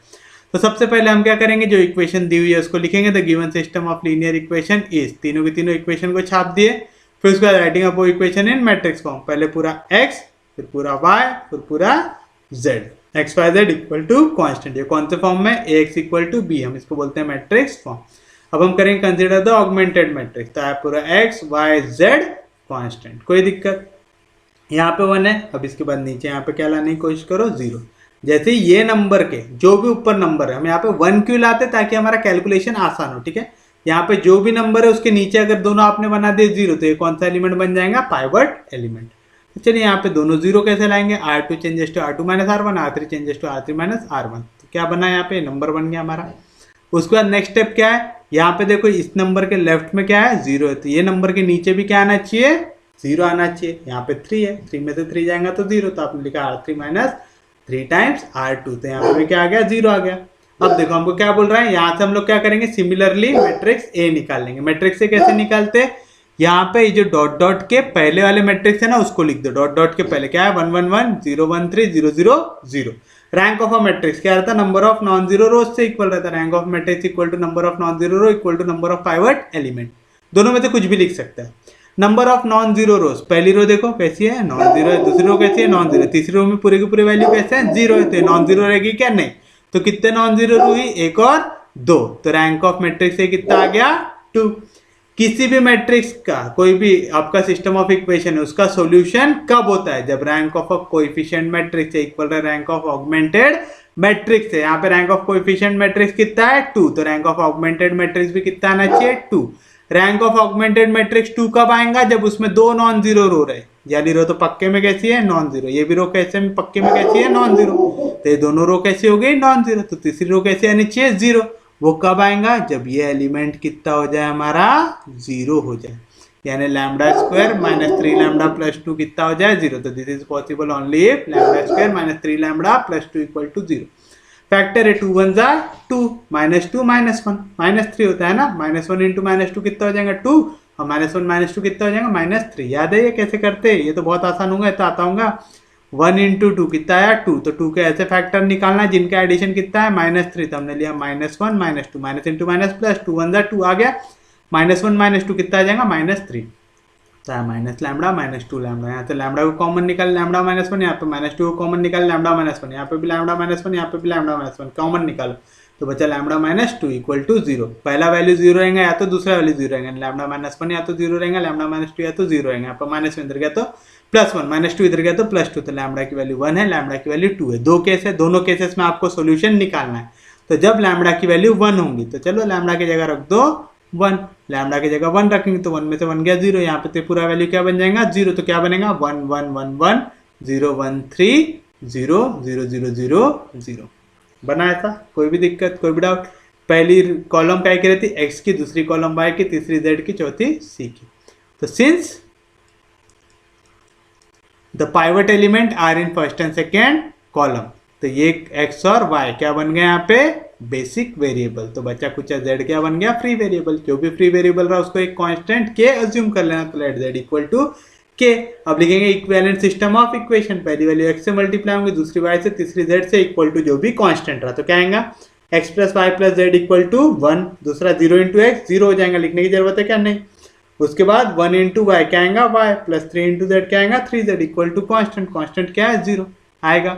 यहाँ पे प्लस 3z इधर गया तो -3z, z की वैल्यू कितनी है k, तो y की वैल्यू क्या मिली -3k, y और z की वैल्यू पुट करो यहाँ पे, तो आएगा -3k प्लस k, तो -3k प्लस k कितना हो जाएगा -2k, इधर -2k इधर गया तो +2k, तो आएगा 1 + 2k। कोई भी दिक्कत कोई भी डाउट। सेकेंड केस में क्या है लैम्डा की वैल्यू 2, तो जैसे ही लैम्डा की वैल्यू 2 आप पुट करोगे ऑगमेंटेड मैट्रिक्स से, तो क्या मिलेगा 1 1 1 0 1 3, यहाँ पे क्या था लैम्डा -1, तो 2 में से 1 गया तो कितना बचेगा 1, और यहाँ पे तो इक्वेशन क्या बन जाएंगी 0, क्योंकि 2 क्या है उसका रूट है। अब फिर से क्या करोगे आप सॉल्व करोगे, ये पहली वैल्यू हो गई x की, y की, z की, दे कांस्टेंट। x वाले में ऑगमेंट है आपका पाइवट एलिमेंट है, हाँ जी, y वाले में पाइवट एलिमेंट है, तो x और y कौन से वेरिएबल बन गए बेसिक वेरिएबल, z कौन सा वेरिएबल बन गया free variable. Since the pivot element are in first and second column, x and y are basic variable, z भी फ्री वेरिएबल, जो भी फ्री वेरिएबल उसको क्या लेते k, तो let z equal to k। Equivalent system कैसे लिखते, पहले को x से, दूसरे को y से, तीसरे को z से, तो x plus y plus z equal to constant, 0x plus y plus 3z equal to constant क्या है 1 आएगा। कोई भी दिक्कत कोई भी डाउट। यहाँ पे प्लस 3z इधर गया तो -3z, z की वैल्यू कैसे इक्वल लिया k से, तो y की वैल्यू होगी 1 - 3k, y की वैल्यू 1 - 3k, z की वैल्यू k पुट करो यहाँ पे, तो क्या मिलेगा x प्लस वाई, y की जगह आ गया 1 + 3k प्लस z, z की वैल्यू आ गया k इक्वल टू 1, यहाँ पे भी +1 यहाँ पे +1 1 कैंसिल, यहाँ पे -3k प्लस k कितना आएगा -2k, इधर -2k इधर गया तो +2k, तो x की वैल्यू क्या आई 2k, तो x equal to 2k, y equal to -1 - 3k, z equal to k is the required solution. तो ये रहेगा आपका फाइनल आंसर। तो उम्मीद है आपका आज का लेक्चर समझ में आया होगा। अगर आपको लेक्चर समझ में आ रहा है तो प्लीज़ चैनल को सब्सक्राइब करो, वीडियो को शेयर करो, और आपको थोड़ा सा रिवाइज करते रहना पड़ेगा, क्योंकि मैथ्स ऑप्शनल थोड़ा सा हार्ड टॉपिक है, थोड़ा सा टाइम कंज्यूमिंग है, लेकिन बहुत ज़्यादा स्कोरिंग है। तो आप इसमें अगर आपका टाइम स्पेंड करते हो, आप इसमें टाइम देते हो तो वर्थ करता है, ठीक है।